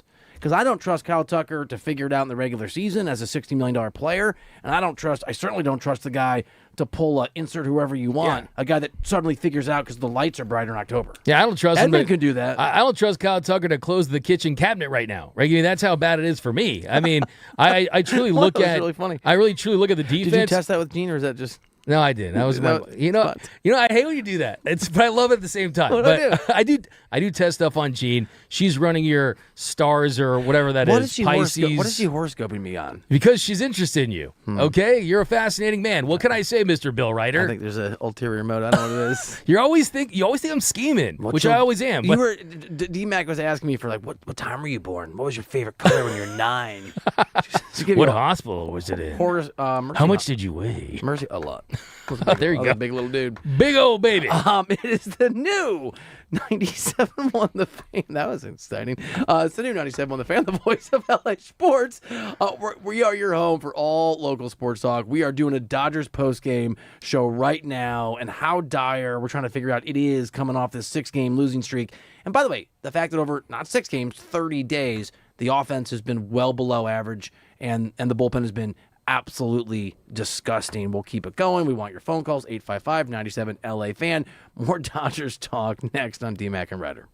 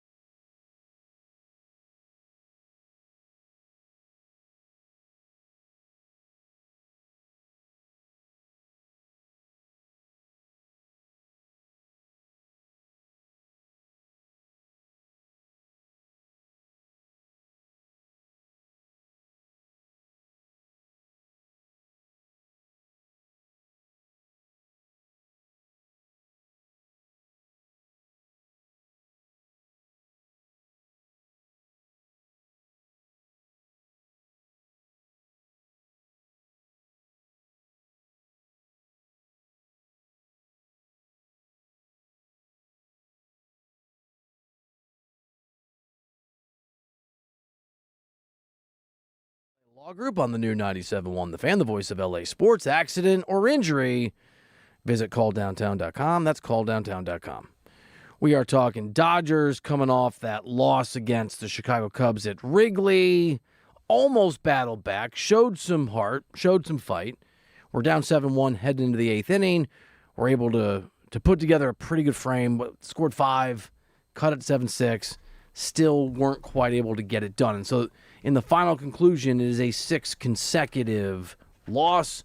Phone number 855-97-LA fan. Do you feel like there's any accusation, there's any sort of misrepresentation you haven't been able to address yet? I think there's a call coming in, but before we get that, load it up. I think we're solid. I think some will creep into my mind. Mookie Betts was really good a couple years ago, and therefore he is great now. I'm trying to get the logic. I think that you're investigating the crime scene backwards with Mookie Betts. I think that people are deflecting. You're looking to blame Mookie Betts, and really you're blaming the wrong guy. Let me ask you this question. This is a messed up question. Yeah. We were going to do a segment about who we would trust most to get the final out for the Dodgers if it's a Game 7 of the World Series. We'll do it tomorrow. So many of you have called in, participated on the stream at the Fan LA. People calling in now, 855-97-LA fan. Keep calling, by the way. Birch is the one guy who's screening those calls, so be patient with him. It is the bottom of the ninth in the World Series. Game 7. The Dodgers are down 3-2. Runners on second and third, 2 outs. You can either have Kyle Tucker or Mookie Betts at the plate. Who do you want? Mookie Betts 100%. I mean, without Mookie Betts' base hit in Game 6 where he moved down to the cleanup spot, got that single that scored some runs in Game 6, they probably don't even win back-to-back titles. Kyle Tucker you'll take Ohtani, you'll take Freddie I'll take Freeman, you over take Kyle Max Tucker. Muncy. I'll take Bill Kyle Reiter. Tucker, Andy Paz. I'll take Kyle Tucker in that situation with the hopes that he gets some confidence. I just think he's a more complete hitter. But Andy Paz is a guy who had the clutch catch. Maybe has a clutch moment at the plate this year. Do you want to go to Long Beach and take a call? LBC, baby. On the Dodgers. Yes. Here on your home, LA, for today, Dodgers post-game talk on DMAC and Reiter. It's Beto in Long Beach. Beto, thank you for hanging. Appreciate you. You're on DMAC and Reiter. Hello, fellas. What's How you up? guys doing? What's up, dude? Great, man. Thanks for What up, thanks for Beto? listening. Thanks for hanging. Yes, sir. Thank you. Thank you for having me. Yeah, brother. What's up? I just, as I was speaking to the operator slash, not too sure who the guy was, but my thoughts on everything that's going on as far as us losing, back to back, getting swept, 6 games getting swept. It's unreal, unacceptable. But just a quick little penny for your thoughts. I mean, I feel like since the whole league is coming down on the Dodgers because we're going ahead and trading left, right, and center, getting the best, having a outstanding bullpen, and on paper, I feel like because of that, the organization is okay with losing 6 games at home. I kind of feel that because, give the team something, give the league something to shout about rather than, hey, cap the Dodgers, cap them, So that's my thoughts on it. Not too sure if you guys share the same. No, Beto, thanks for the call, dude. And by the way, the guy that you talked to is the one and only Ryan, executive producer Bershinger. Bursch. You take this one. That's interesting. I don't think it's true. I mean, I respect the thought. I like good conspiracy theories. It's definitely juicy. But I don't think this Dodgers team is in a position where you want to lose games. Every game means something. Losses in early August count the same as late September when you're trying to get the best seed you can possibly get. And right now, you're fighting with the Braves. You're fighting with the Brewers. You might even be fighting with the Arizona Diamondbacks. I said this a month ago when everyone just wanted to crown the Dodgers in the division. I point out the fact that they blew an 8.5-game lead to the San Diego Padres last year, and they lost it in mid-August. That could happen again. This is baseball. There's a reason why every team enters the game and you just don't know what's going to happen. And the Cubs look like they could be possibly the best team in baseball right now. So the Dodgers, yes, on paper they're great. Yes, things are going to turn out to be different as far as how the roster looks like when we get to October. They got swept by that Brewers team last year twice. in the regular season, and then they swept them in the postseason. So it's a different game, but it's still significant. I don't think that's the reason why they're losing games. It's just because of the perception. D-Mac and Reiter, let me also say this. Offense isn't good enough. That's not a 6-game sample size. That's a 30-game sample size. The bullpen is garbage over the last month. That's not a 6-game sample size. That is a 30-game sample size. There's a lot more. Runners in scoring position numbers are brutal. That's not just over the course of the series. That's been over a larger sample size. If you start to play poorly enough like you are, this continues, and then you slip to a point where all of a sudden you're not automatically advancing to the next round, right? You're not the best team or the second best team in the National League. It's not just we're unstoppable, but there's a sample size issue. There are real problems with this Dodgers team. There are issues at catcher. There are some concerns, I think, defensively, corner outfield. And I know you're over on this Mookie thing, but my confidence level is not as high as yours in that respect. Maybe I'm just focusing too much on this series. He just had some moments. But beyond that, I think, is the offense hasn't been good enough. They don't know who to put in the 2-hole. Their starting pitching's extraordinary, and maybe the bullpen is something you can plug holes with because you're going to put Robo there and you're going to put whoever there you're going to put Roki there over the course of the year. But Glasnow and Snell aren't back yet, though they're really, really close. It's not like the Dodgers are playing some of the best baseball we've ever seen over the last 5 weeks and then lost 6 games in a row, and it's just a lark. There have been warning signs leading up to this losing streak. There have been, and you're right to point them out. And I think that this does speak to a bigger picture. And you said before the show, I was going to come in like I was panicking about these games, then I went back on it. But I really have said that I do feel like that the bigger overarching picture here is that this is a Dodgers team that's starting to show their age. It's obvious at this point. There's evidence. Every single hitter in this lineup, save for a couple of guys, is having a down season offensively. There's a reason for that, and that reason is, 1, they're one of the oldest rosters in baseball. They're top 3. 2, they played 50 more games than most of these teams out there for the last 3 seasons. And then also, the Dodgers get every team's best shot every single night. And I know that some people will say, that's BS. That's not something.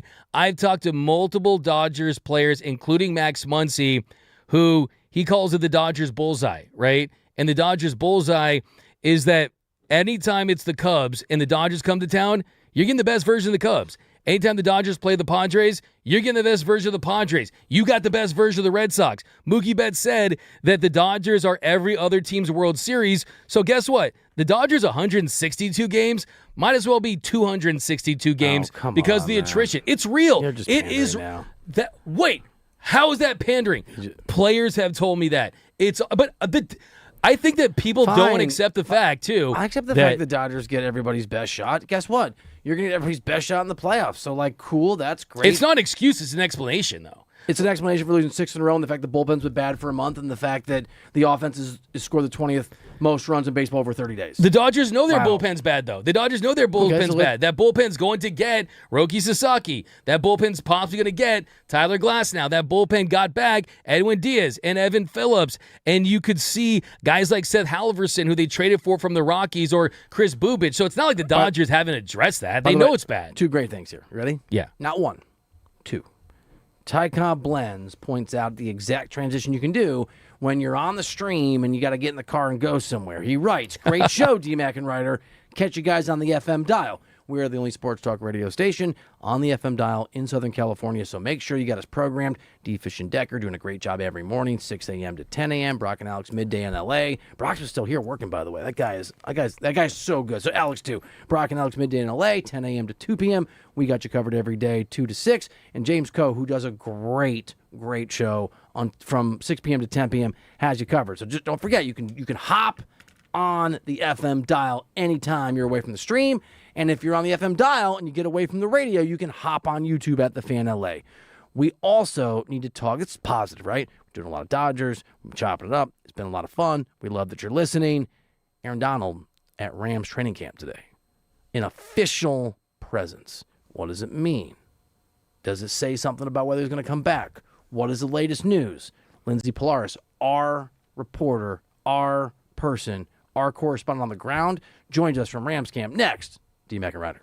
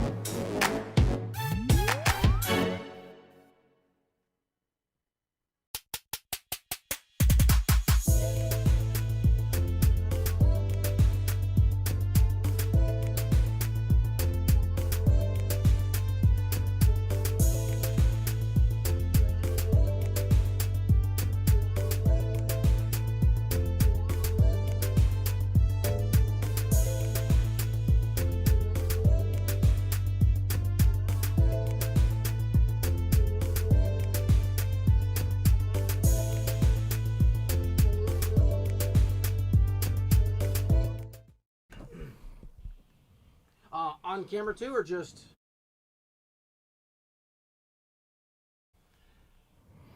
All right, welcome back into the show. D-Mac and Reiter, presented by DTLA Law Group on the new 97.1 The Fan, the voice of LA sports. Accident or injury, visit calldowntown.com. That's calldowntown.com. There's a mood, there's a vibe, there's a level of excitement that is growing for Rams fans. A little bit of Aaron Donald news, and to get into it, to get a feel for what's going on at Rams camp, to get the latest info, our friend, our colleague, the Fans Field reporter, Lindsay Polaris, joins us right now on D-Mac and Reiter. What's up, Lindsay? What's up? Thanks for having me, guys. Thanks for hanging. So what is the latest? What is going on with Aaron Donald? Well, he's not on the field, but we expected that. I'm sure you guys have talked about how he showed up on an NFL transaction wire today. It sounds like, as reported by ESPN, worked out with a helmet, no pads, but he is at the Rams facility, which is actually in Woodland Hills. I am located right now at LMU for training camp with the Rams. So no sight of Aaron Donald here, but we expected that.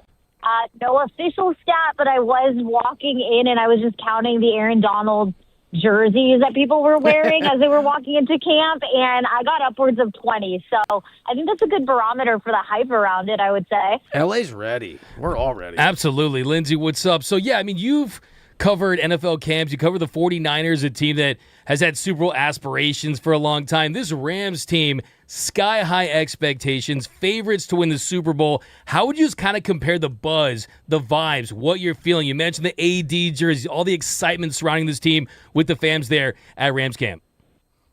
Yeah, I would say more than a buzz, right? The hype is so real, and every press conference that I am a part of, whether it's with Sean McVay, the offense, the defense, Matt Stafford, Puka Nacua, literally whoever you talk to, one of the questions that for sure is going to be asked, no matter what, is how is this team handling the expectations? I don't think it's just a company line. I think they are trying to enter training camp this season with tempered optimism. They know the talent that they have in the building, but what I keep hearing over and over again is we have the pieces, but we need to make them all fit together if we want to get to where we want to go.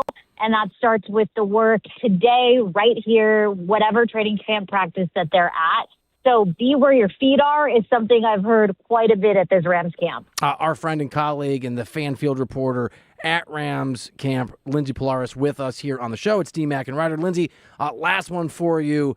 You've been around a lot of NFL teams. You've been to a lot of training camps, and you just noted the expectations and sort of the weight of what all of LA is hoping will happen. The enthusiasm from all the jerseys from AD that you've counted from fans. Any sense of how this team, at least early on, like just the feel of it, compares expectations, meets the positivity of what could happen to past places you've been? Because you've covered some pretty good teams.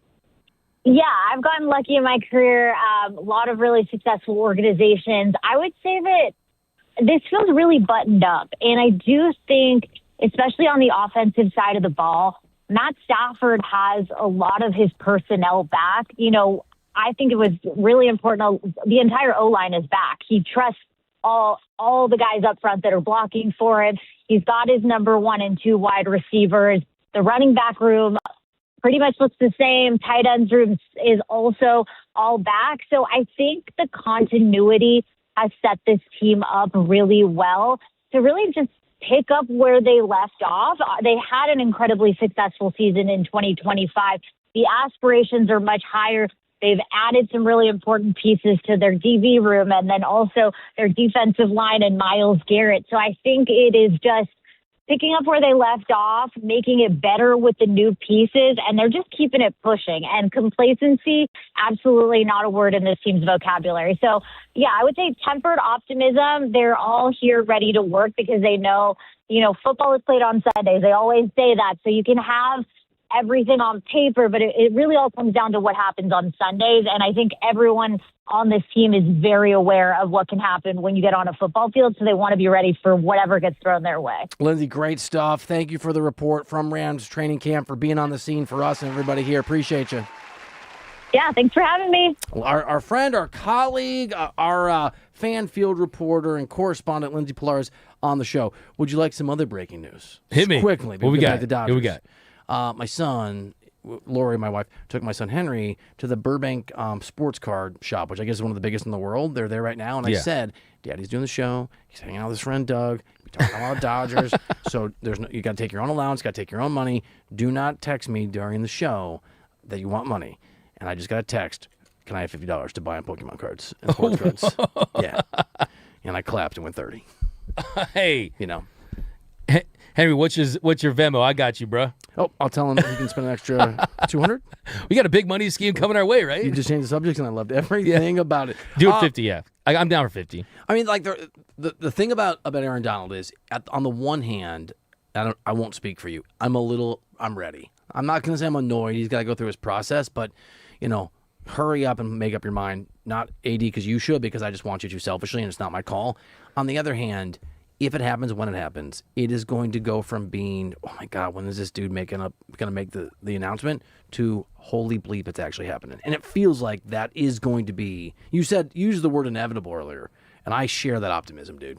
Yeah, I think for Aaron Donald, he's one of those guys that has absolutely earned our patience, right? I will wait all day, every day, for as long as I need to get Aaron Donald back in the fold. So to his credit, too, I think, and this is what we talked about early on when these were rumors, is that I think that the reason why you're seeing the extended version of him going through the process of returning is because, like I said from day one, I don't think you're going to get an Aaron Donald that's going to come back midway through the season, an Aaron Donald that's going to come back for the playoff push. If Aaron Donald's going to come back, he's going to do it the only way he knows how, and that is 100%. And if number 99 is back with the Rams, we're talking about a historic roster, possibly the best we've ever seen. I won't even say possibly. They are the best roster we've ever seen entering the season. And, yeah, absolutely, is going to be electric when he announces. All right. Our boss, Andrew Williams, had a great idea for a segment that we're still kind of figuring out, but it's Pander or Pain with Doug McCain. Pander, pain with McCain. Yeah. Right? Are you pandering, or is there pain involved? I guess I bring the pain, you bring the pander? Is pander and pain? I don't know. Pander and panic, right? I'm going to... was it pander or panic? I forgot. Did I just... Yeah. I like pander and pain, though. I took it to a dark place. Yeah, pain. Pain's good. Yeah. I'll see your panic and raise you physical discomfort. But I want Kyle Tucker to be healthy. I want everything to be okay. I don't want anybody to be injured. I'm going to ask you a question now at the risk of me panicking over your pandering. Okay? Okay. I want you to tell me which of the three big-time selfish additions, one is a year and a half ago, but are going to be more impactful over the upcoming season. This current Dodger season, this next Rams season, this upcoming Lakers season. Not who's better historically, just 1, 2, 3, the actual effect these individual players have on their teams. Ready? Tarek Skubal, Aaron Donald, we'll presume he's there, Luka Doncic. Because it is amazing how many superstars LA has brought into the mix in ways that are shocking and or game changers for each of these teams over the last 18 months. And obviously a few of them over the last couple days. And in Aaron Donald's case, we're waiting for the official thing. All right, there's my question. So how each three is going to impact their team's ability to win a championship? Sure. Yeah, because... And obviously, Luka Doncic has more impact than any other player because he plays basketball, but the Dodgers are already basically World Series level, right? So you factored how you want. Okay, so I would rank it. A minute. I got Luka Doncic winning the MVP this year. So to me, it's Luka Doncic. I think Luka Doncic is going to have his MVP season, his signature year for the Lakers. So I got to have him as one. But with I didn't see that pander coming. That's a big pander. How is that? That's how I open up my heart. Sorry. That's what's in there. Microphone Luka off. Doncic for MVP. My microphone off. But as far as Tarek Skubal, though, with this Dodgers team, they couldn't hit sand if they fell off a boat. So they're going to need him if they want to win a World Series. So I would go Luka, Tarek Skubal, and then Aaron Donald because we got to see how AD looks. Like, I think he's going to be great, but we got to see it. Wait. They couldn't hit sand if they fell off a boat. What does that mean? I said boat. I think I said camel. My bad. I was getting the line mixed up from Major League. He could hit the Dodgers could hit sand if they fell off a camel. They could hit water if they fell off a boat. Both work. Did you see me go? You broke my brain. So the whole idea of Major League 2 is he says you can't. They expect him to say camel. I've never seen Major League 2. Oh, no, it's Major League 2 is really good. I heard it was Godfather 3. Yeah. Do you never let you down? This show. And we're going to keep the Dodgers talk going coming off that brutal loss. Another one of the Cubs. Next here on D-Mac and Reiter.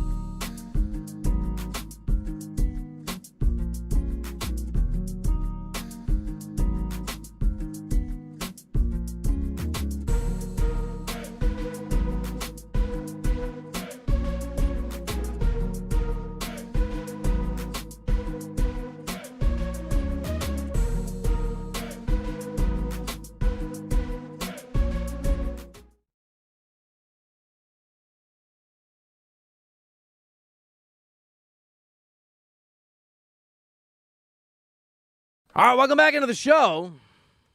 Bill Reiter with you. Thanks for hanging. Doug McCain with you.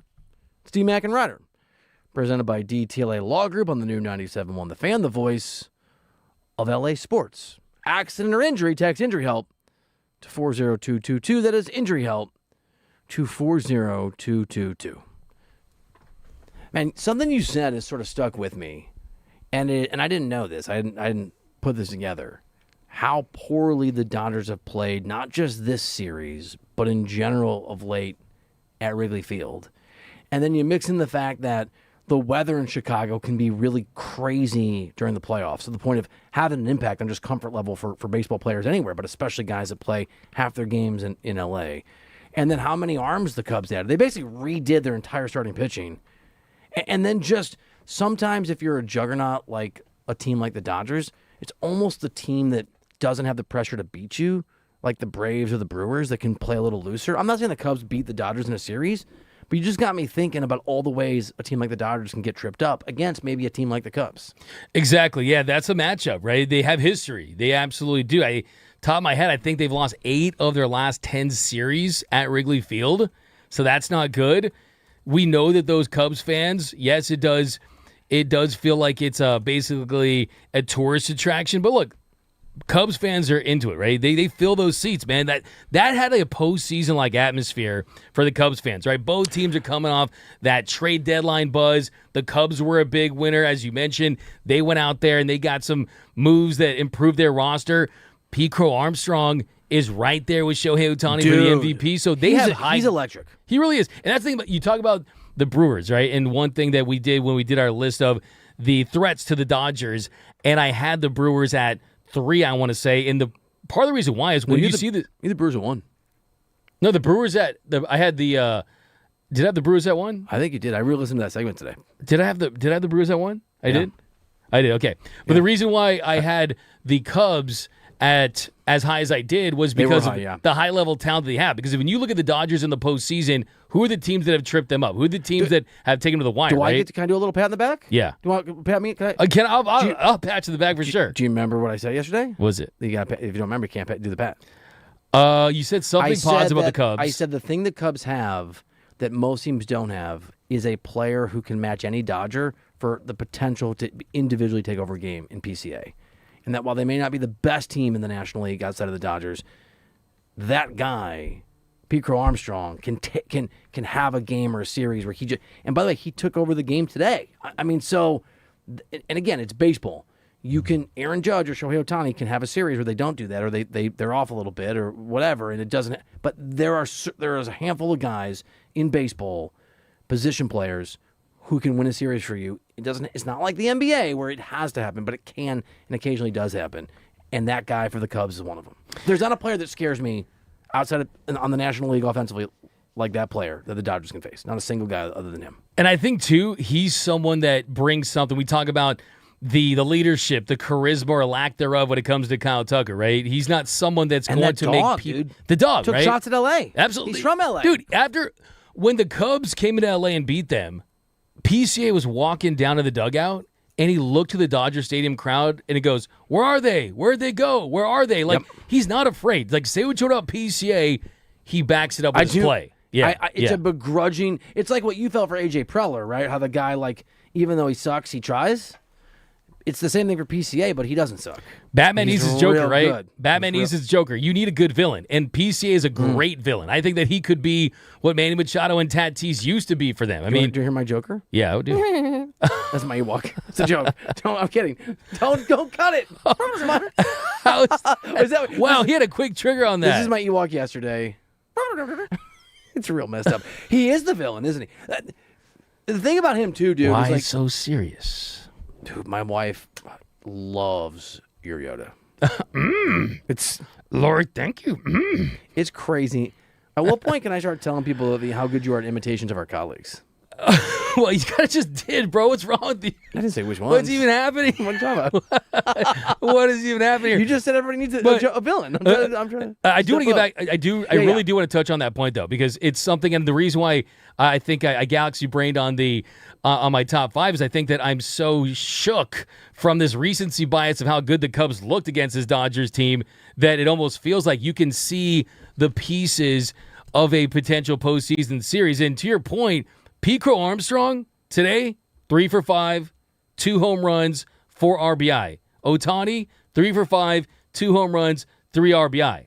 And the MVP odds, PCA's at 48%, Ohtani's at 55%. So last year we saw in the postseason, Vladimir Guerrero Jr. had some big moments for the Dodgers. Against the Dodgers. And when you have high-level talent and guys that you could say, hey, if they were on the Dodgers, they would have big roles, they'd be prominent, they'd be stars, that's saying something. And two, you look at the Cubs, they did not back down at the deadline. They added Kevin Gausman. They added Braxton Garrett from the Marlins. They got Clay Holmes, the lefty who Cody really liked. Cody liked him for the Dodgers, right? Yeah. He ends up going to the Cubbies. And the good thing about Clay Holmes, that's a postseason kind of pitcher, right?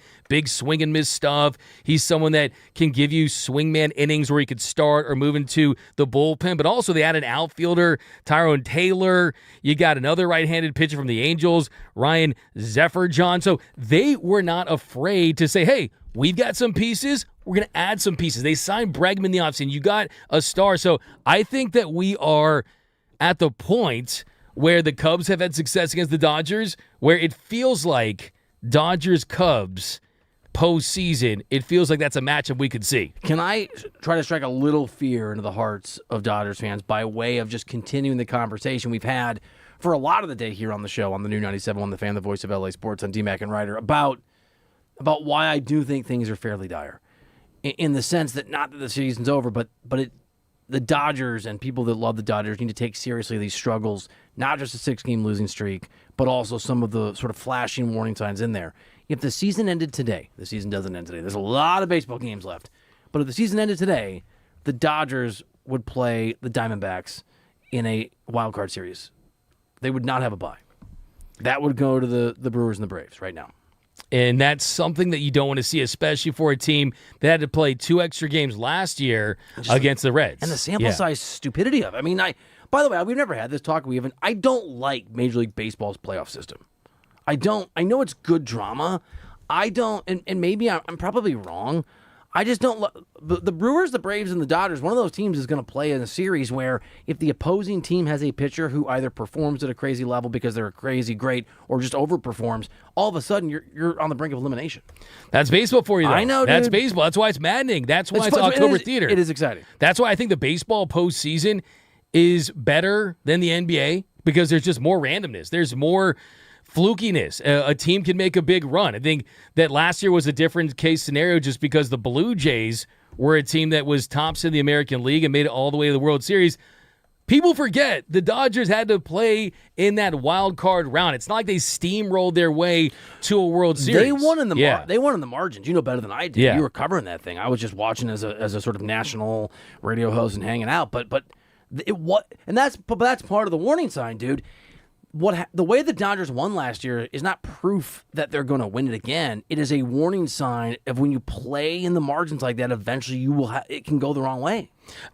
I always say is like the baseball playoffs is where the Dodgers are Mike Tyson, but there's more Buster Douglases in baseball, right? It happens. We've seen it. The Marlins won the World Series that year where they were in a regular season elite team. The Red Sox, they came back from down 0-3 against that Yankees team. The Nationals, they won the World Series. They beat that Dodgers team after starting 19 and 31. I mean, there's a lot. The Diamondbacks reached the World Series a couple years ago. They had 84 wins. So I think that this is also, on top of everything else, kind of a talking point and almost a bargaining chip for the players, saying that, hey, you don't just win with finances and flexing your muscle. The Mets, the highest paid team in baseball, is in last place. But for the Detroit, Dodgers, highest payroll in its team's history. And still, they end up being sellers. Do you want some Ohtani news here? Oh, yeah. I heard he talked, right? Yeah. Well, here's a post-game comment from Shohei Ohtani. The Big Show. Obviously.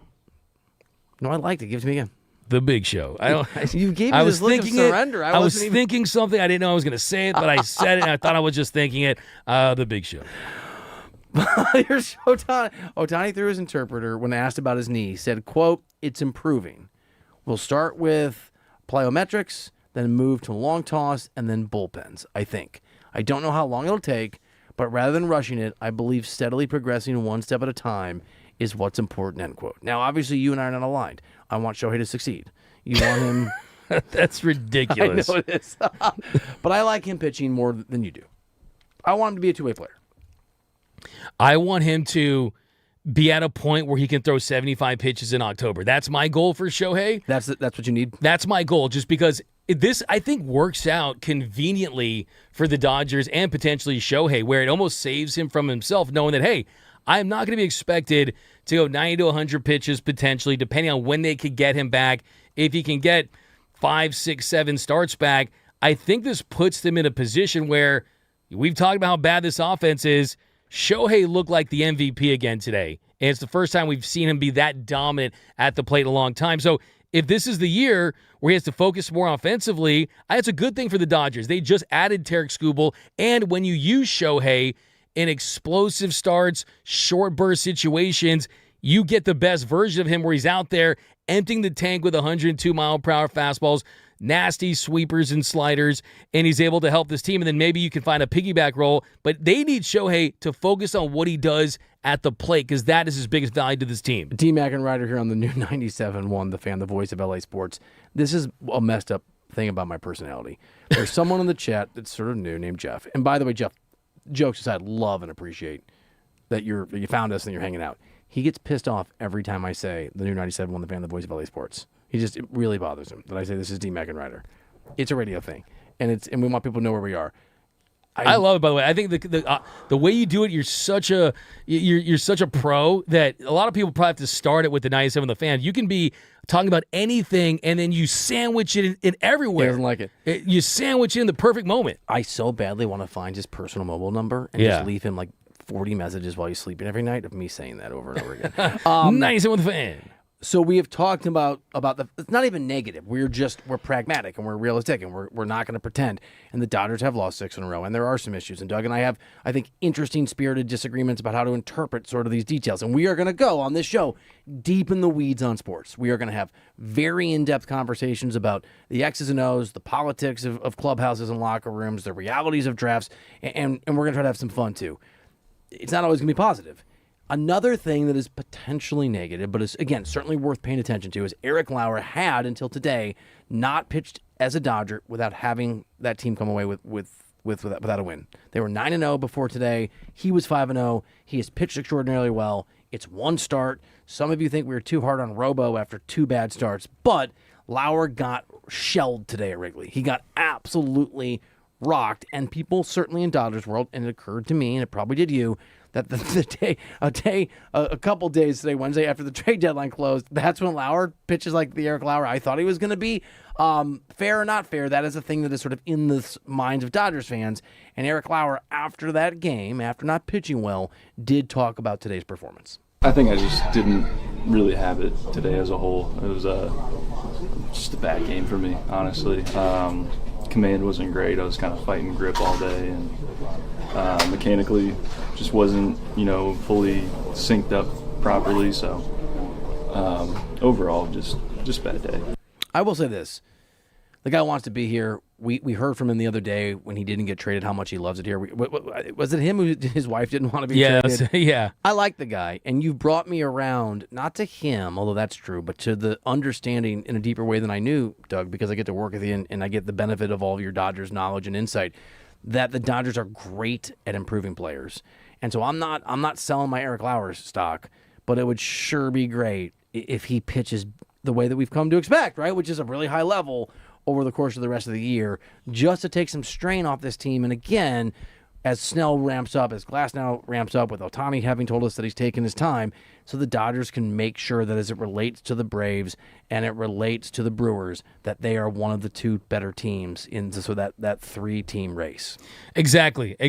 I mean, when you look at Eric Lauer in the year that he's had, the Blue Jays and the Dodgers, and really just being this good luck charm, and it was just a revelation for this Dodgers team. They were able to get so much production out of him.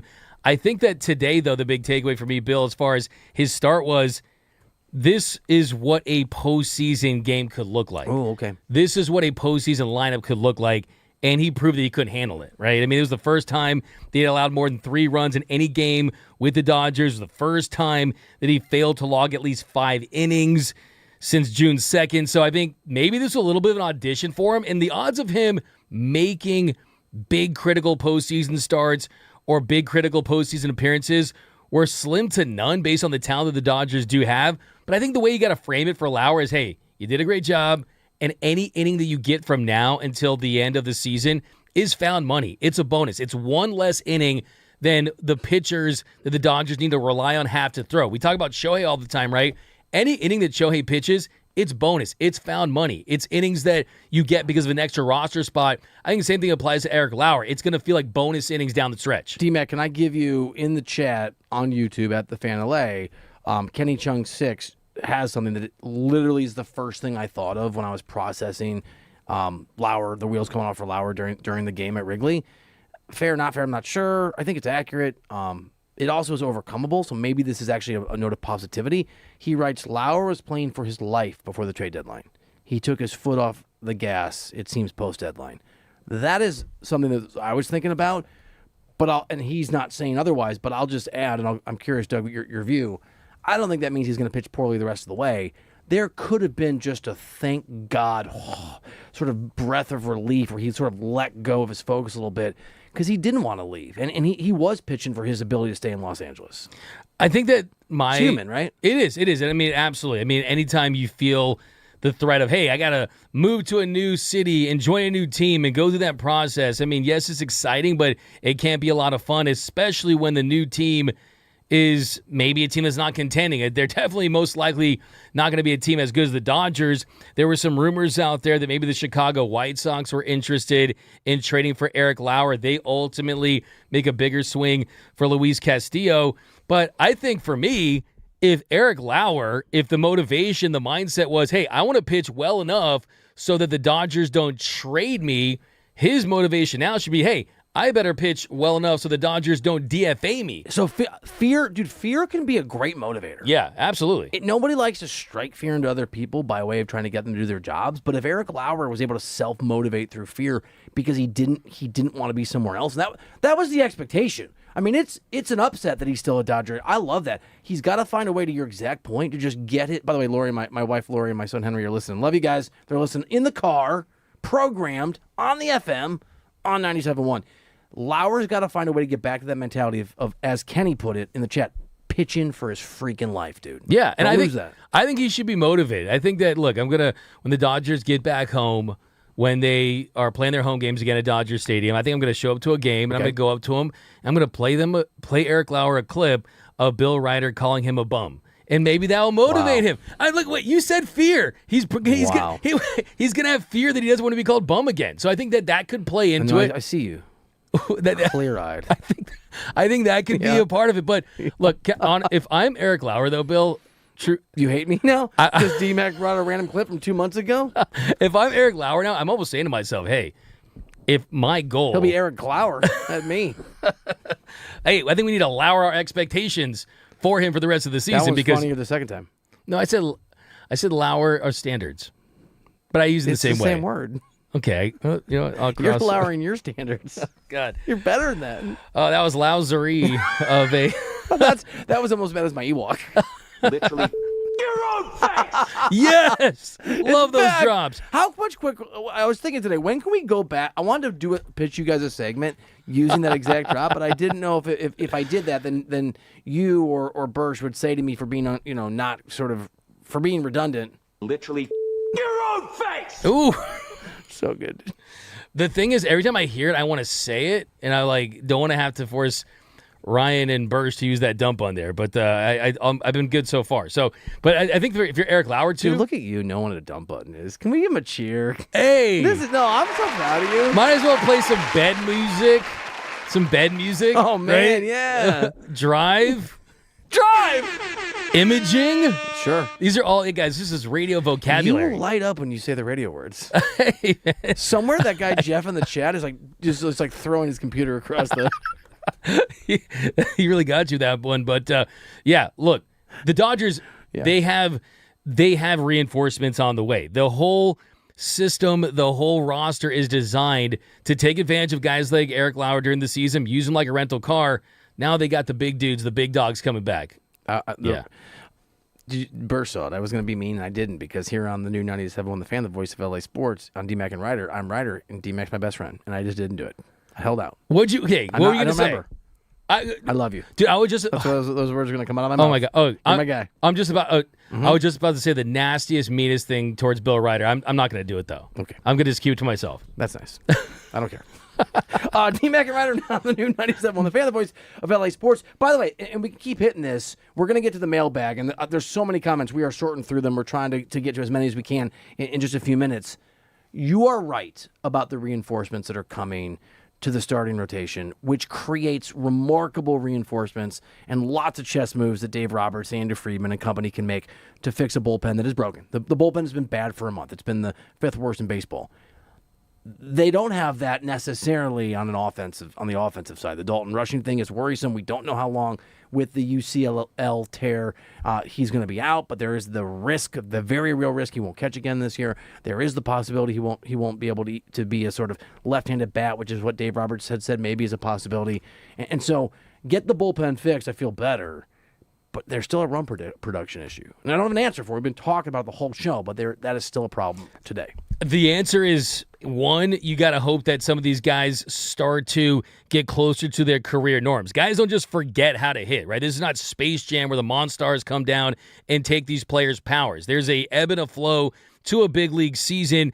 And I think, too, the offense, when you look at the older players looking old right now, when you look at the slumping players continuing to slump, I think there's a little bit of this, hey, we're just kind of playing with our food in the middle of the dog days of the regular season. And I think for a team that they know when they have to be at their best, and that is in the postseason, I think that team understands that, hey, we are just naturally kind of playing down to our competition. Our competition is playing up to us. But as far as how to fix it, one way you make it where you don't have to rely as much on run production is run prevention. And I'll remind people that last season, we've talked about on this show, that Dodgers team in the World Series hit 203. That's the lowest batting average for any team to win the World Series since the Baltimore Orioles hit 142 in 1966. So the Dodgers, the way they've protected themselves... Yeah, that 1966? 1966 Orioles team. Yeah. Classic. Yeah, you love those guys, right?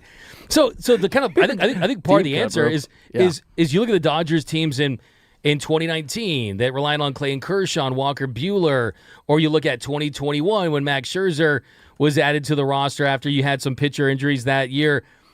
The Dodgers before these big World Series, they either relied on the bullpen like we saw in 2024. Last year, they relied on 4 ace-level starters. They saw that formula work, and they're going to try to do it again this year with Tarek Skubal. But hey, we talked about Kyle Tucker needs to be better. Mookie Betts needs to be better. Max Muncy needs to continue. Maybe if they can bond by getting maybe they did group gifts like a watch, and then they could all be on the same time. That would be super cool. It's D-Mac and Reiter on the new 90. Was that mean, Bursch? Even Bursch is like, oh no, Bursch, go for it. We went too long. But it's D-Mac and Reiter, the new 97.1 The Fan, the voice of LA Sports. We are going to get into your questions, your comments, your thoughts in the mailbag next here on D-Mac and Reiter.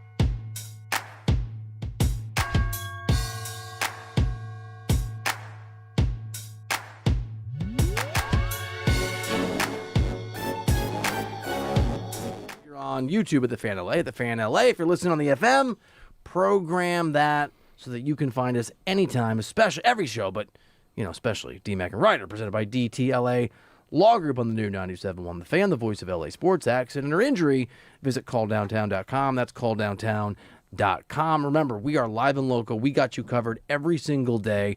D-Fish and Decker crushing it 6 a.m. to 10 a.m. every morning. Brock and Alex midday in LA, 10 a.m. to 2 p.m. We're doing our thing, DMAC, and I love James. James Coe is the show I'm driving home. I'm listening all the time. I think he does a great job. Yeah, I do too. It's a fun show. My thing with James Coe, I like throw it on while I'm watching Dodger games, while I'm watching other games. Yeah. They went in on they talked about one of your takes a couple days ago. They do a really cool segment at the end of the show where they do like the best takes of the day, and they played your take about Andrew Friedman and Shohei Ohtani. Okay, they go after it? They don't go after it per se. I think it's kind of like agree or disagree. I think he disagreed. Okay. But I take it all back, James. I know you're in the other room. If you're listening. But it was all love, though. No, James it was all love. It was all love. I remember he was just like loving it, though. I'm not usually in the car the last hour, and I was driving back from my buddy Dave and I had dinner, caught up with an old friend, and I was listening to James' show, and he had a great, and I'm sorry to the writer, he had a great MLB national reporter from Fox Sports on, and it was a great conversation. Oh, yeah. It was good stuff. Yeah. It's fun time, man. I think the big takeaway for me is like, man, it makes you realize how long we're on this show, right? Like, I just go on YouTube and he's still rolling. Sometimes I'll text you. I'll be like, James on still. James still working. And he's solo dolo, right? 4 hours. I've done that. I've done that shift. I've done that time slot. He does a great job. Mailbag time. We don't have mailbag imaging, right? We don't have that. It's time for the mailbag with Doug and Bill Reiter. All right. Robert Wallace 490 says, same question as yesterday with NFL Hall of Fame. One vote for Hall of Fame who's not in. For him, it's Torrey Holt. Thank you and love the show. I haven't thought. I have to do a little Google. Who you can put one person in the Hall of Fame? Yeah, I was gonna say Torrey Holt too. Yeah, that's a good pull. That's a good pull right there. I think.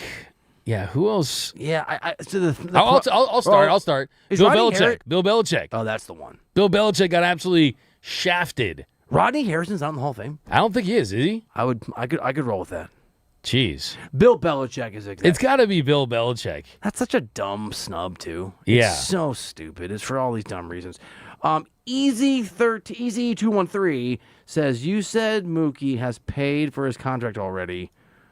Why WYM, DMAC? So what you mean? Yeah, thank you, Bursch. My brain just stopped working. So words. I can tell you exactly why. So Mookie Betts' contract with the Dodgers. It was easy. Why? Yeah, look, it was a 12-year, $365 million contract, right? That's the detail, not the answer. It includes $115 million in deferred money. You did a lot too. Teams pay $9 million per WAR. I love it. Mookie Betts, I believe, top of my head, his WAR is 34 for his career with the Dodgers. And that's wins above replacement. And that's a really good, quick and dirty, raw measure of how good of a player you've been. 60 WAR is really the minimum for a Hall of Fame player. Okay? So if we're talking 9 times 34, which is what teams pay right now, it's a great $9 million for one WAR for all-star level players. If you look at 9 times 34, that takes you to 306. And Mookie with the deferred money, he's paid for that contract. As far as the Dodgers look at value.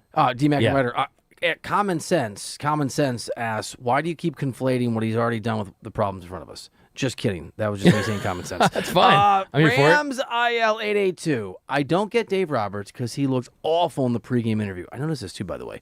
My guess is that he wants to end the season. So I don't think Dave Roberts wants to end the season, but he does look. You never know what's going on in someone's personal life is the first thing I'll say. But if we don't know, so just making the assumption it's a baseball thing. Part of the reason I'm not saying the Dodgers are done, but part of the reason I'm a little worried about the bullpen and the offense is Dave Roberts looks worried.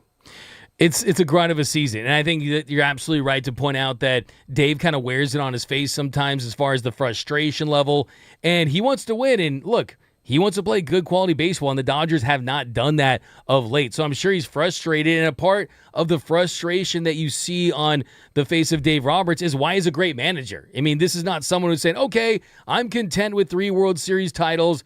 He knows that it's extremely important for this team to finish with one of the top 2 seeds in the National League, and I think he's very disappointed. But he's hungry. Dave? No one's saying he's hungry. But he's saying he's defeated. He wants a season end. Yeah, well, okay. But yeah, they are saying that. That means, what does that even I'll mean? take the L on that. I'll take the L on that. I'm just curious. Correct me if I'm wrong. I'm just reading the mailbag and then mischaracterize, then just, being totally wrong on that one. All right. Yeah. I can't believe we're even questioning Dave Roberts, though. I People cannot are believe allowed it. to question. They can. Absolutely. You can question Dave Roberts all you want. He's not the perfect manager by any stretch. Honestly, I think the best part of working with, the most important role I play on the show, or one of them, is somebody needs to just challenge you sometimes. And I'm absolutely all for that, and I love you for that. It's been a minute. It's been literally a minute. Well, before we start working together. I made a joke the other day, but you didn't like it. Which one? The St. Dodgers Nation. Oh, come on, dude. You're killing me. What? You're killing me.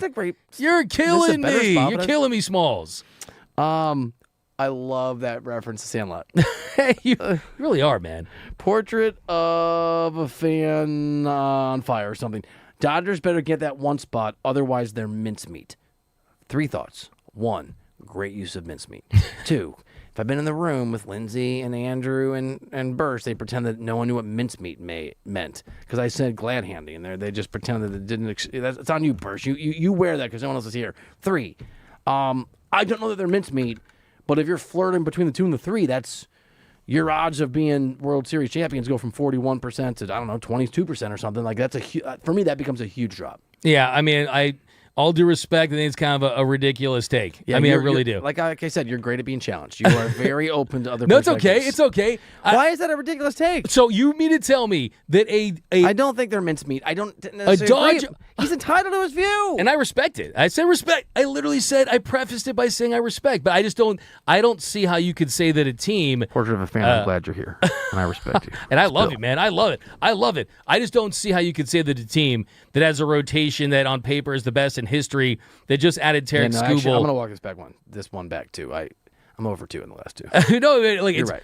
Last year, this is a team that was actually worse as far as the overall roster, and they still were able to. You know what? Yeah. No, sorry. Let's hit it. I thought you were done. I mistimed that. I'm off for a lot. You know what? Let's bang it out. Is for the. Yeah. I'll let this one slide. I was trying to transition the giveaway. I'll let it slide. I was going to say that I'm going to give away this point to you. Then I was going to say, speaking of giveaways. I'll let it water slide. I really. Oh, damn! That was better than my Ewok was bad. No. That was peak.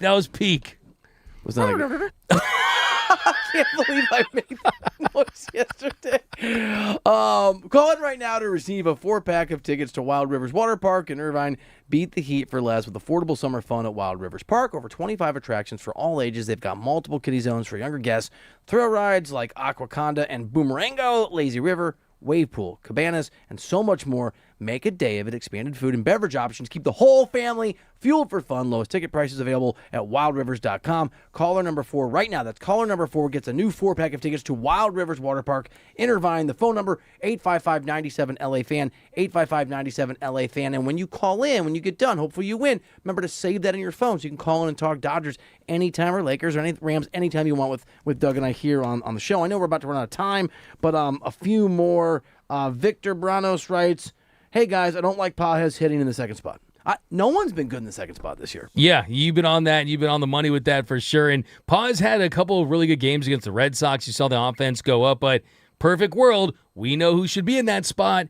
It should be Kyle Tucker, but instead they're babying him, throwing him down the lineup. How about you just make your $60 million man step up and play and be in the spot where he should be thriving? Instead, you got Andy Paz, the guy that has to carry there. All right, I got a few more. Tommy Edmonds, other option. Hot Wheels Lou writes, if you told me at the start of the season the Dodgers will have a 6-game losing streak but have a 9-game lead, I'm good with that. Not worried about August, October, baby. And BL Boyd writes, I finally agree with D-Mac today. We may not top 500 next season, and I'm not joking. When did you say they wouldn't top 500 next season? I think I was just trying to point the Last Dance picture where they might struggle. I wouldn't say they would. I don't remember saying that particularly, but I did mention that this could be a big drop off. I think this is the Last Dance. I really do. I think this is the Last Dance. I mean, they could win, but I think you got to treat it as such. I think they'd be pretty good. I think it'd be pretty good. No, you think it's over? But said it's the last dance. It feels a little last dancey Did you for me. see the Bulls after the Jordan left? Well, they're going to still have those guys in the roster, but I just think they're going to be a different That's why team. I disagree with you. I think your what did you say earlier about our listener? I think your take is Okay. ludicrous. Look, man, Father Time is undefeated, and we don't even know if we're gonna have a season next year, right? There's a lot of things in play. You just subject changed again. I love that. I did subject change. You did. I look. I there's think a reason I why. think my take is right. Also, there might be a totally different lockout, a different story. I mean, the truth There's is, gonna be a World Series next year. I know there is. What? So the Dodgers are going 4, 5, 6, 7, never lose again? No, I'm not. I mean, I'm not gonna pander. Neither am I. I know. That's why you gotta emphasize the remainder of this season and win 3, become the first National League team to 3-peat, man. I'm gonna emphasize that we're gonna reveal the hero of the day next on T-Mac and Reiter.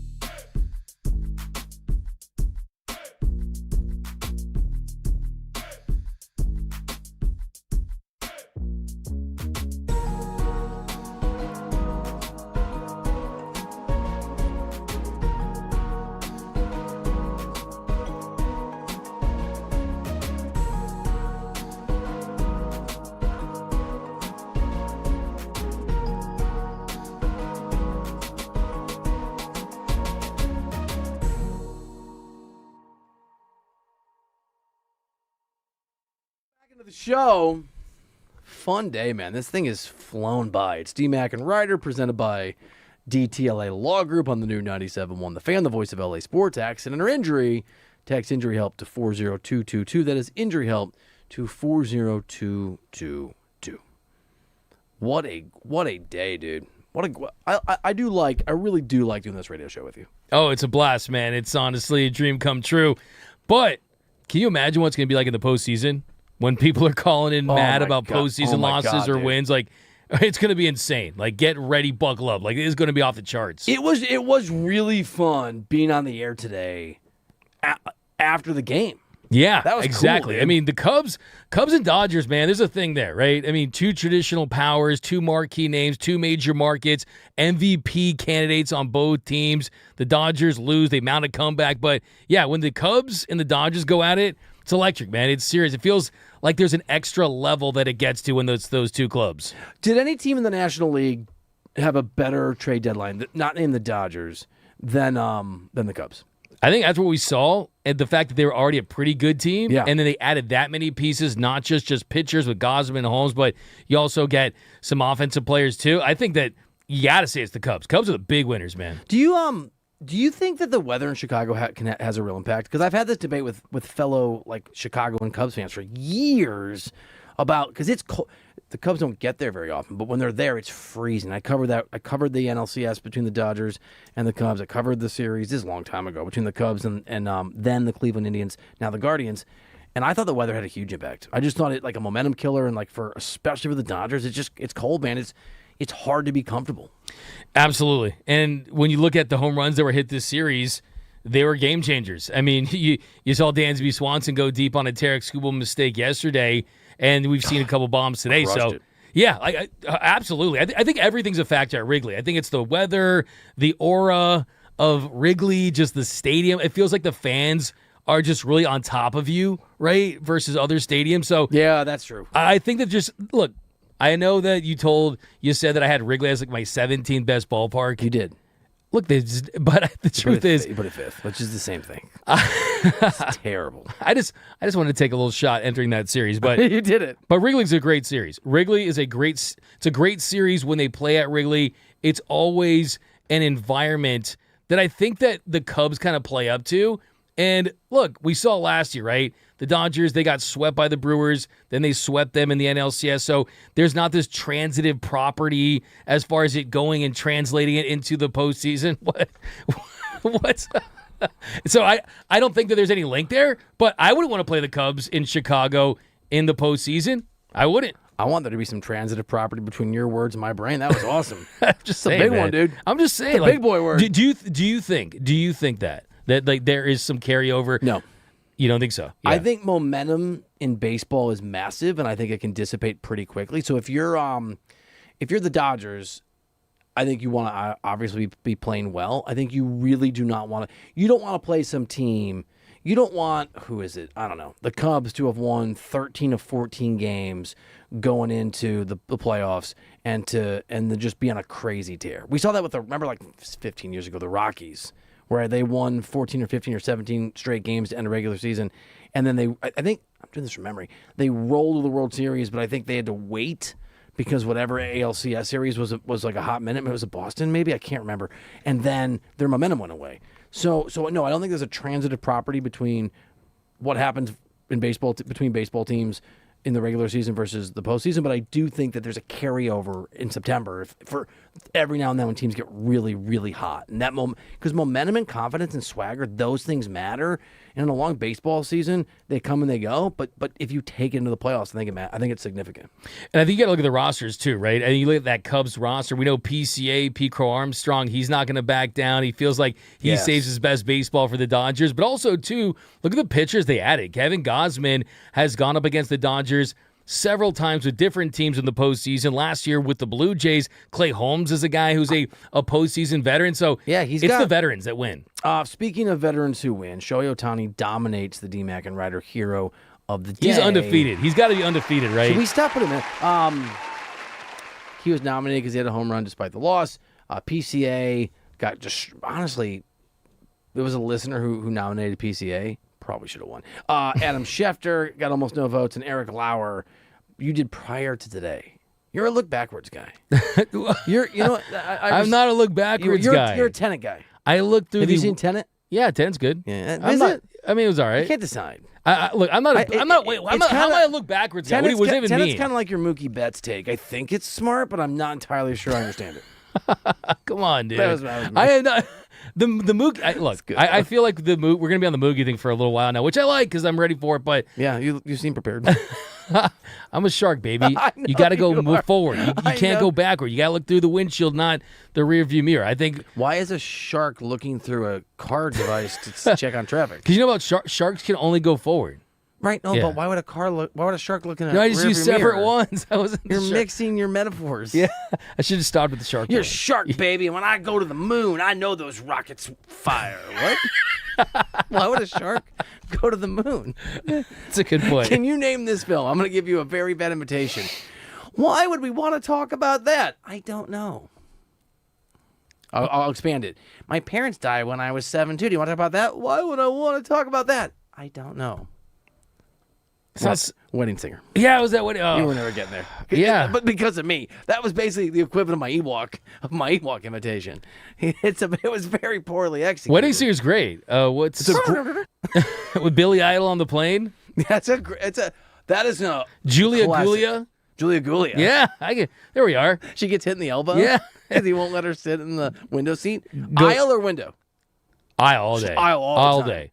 My brother has this belief that there's a social contract where if you're in the aisle, you have to get up whenever somebody wants to get up to the bathroom, anytime. But the sort of exchange for that is that you get to kind of put your feet out a little bit and kind of expand. That's the deal. And you also control the window.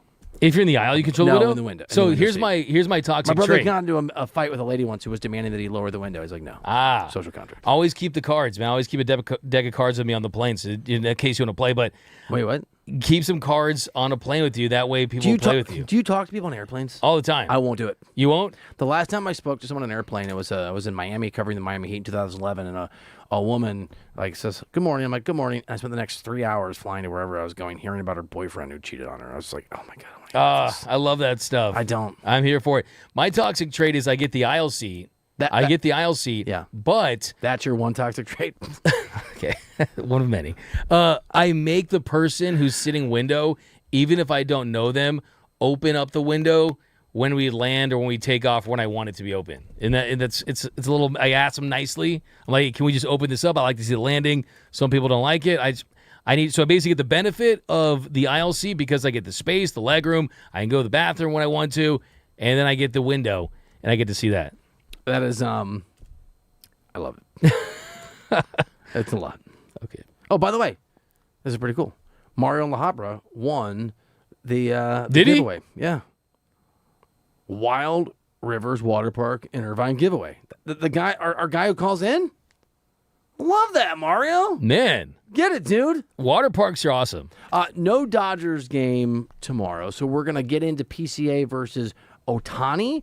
I've got a surprise for you I didn't get to today. You want to mischaracterize my lack of love for baseball and having a lockout conversation? We're going to do top 5 questions that face the Dodgers post-MLB trade deadline. We have a lot of good stuff lined up for you tomorrow. We'll, of course, check in on what's going on at the various training camps for the Rams and the Chargers and the Raiders. That was a really fun show. And to everybody who listened and made time in the chat on the FM, thank you. We appreciate you. You're the best. Doug, I have to admit, I've never watched you do that. I didn't realize you were in L.A. I thought you were always pointing at the camera. Oh, yeah, I do that. Flash to L.A., We'll baby. be back tomorrow, and I'll be more self-aware here on D-Mac and Reiter.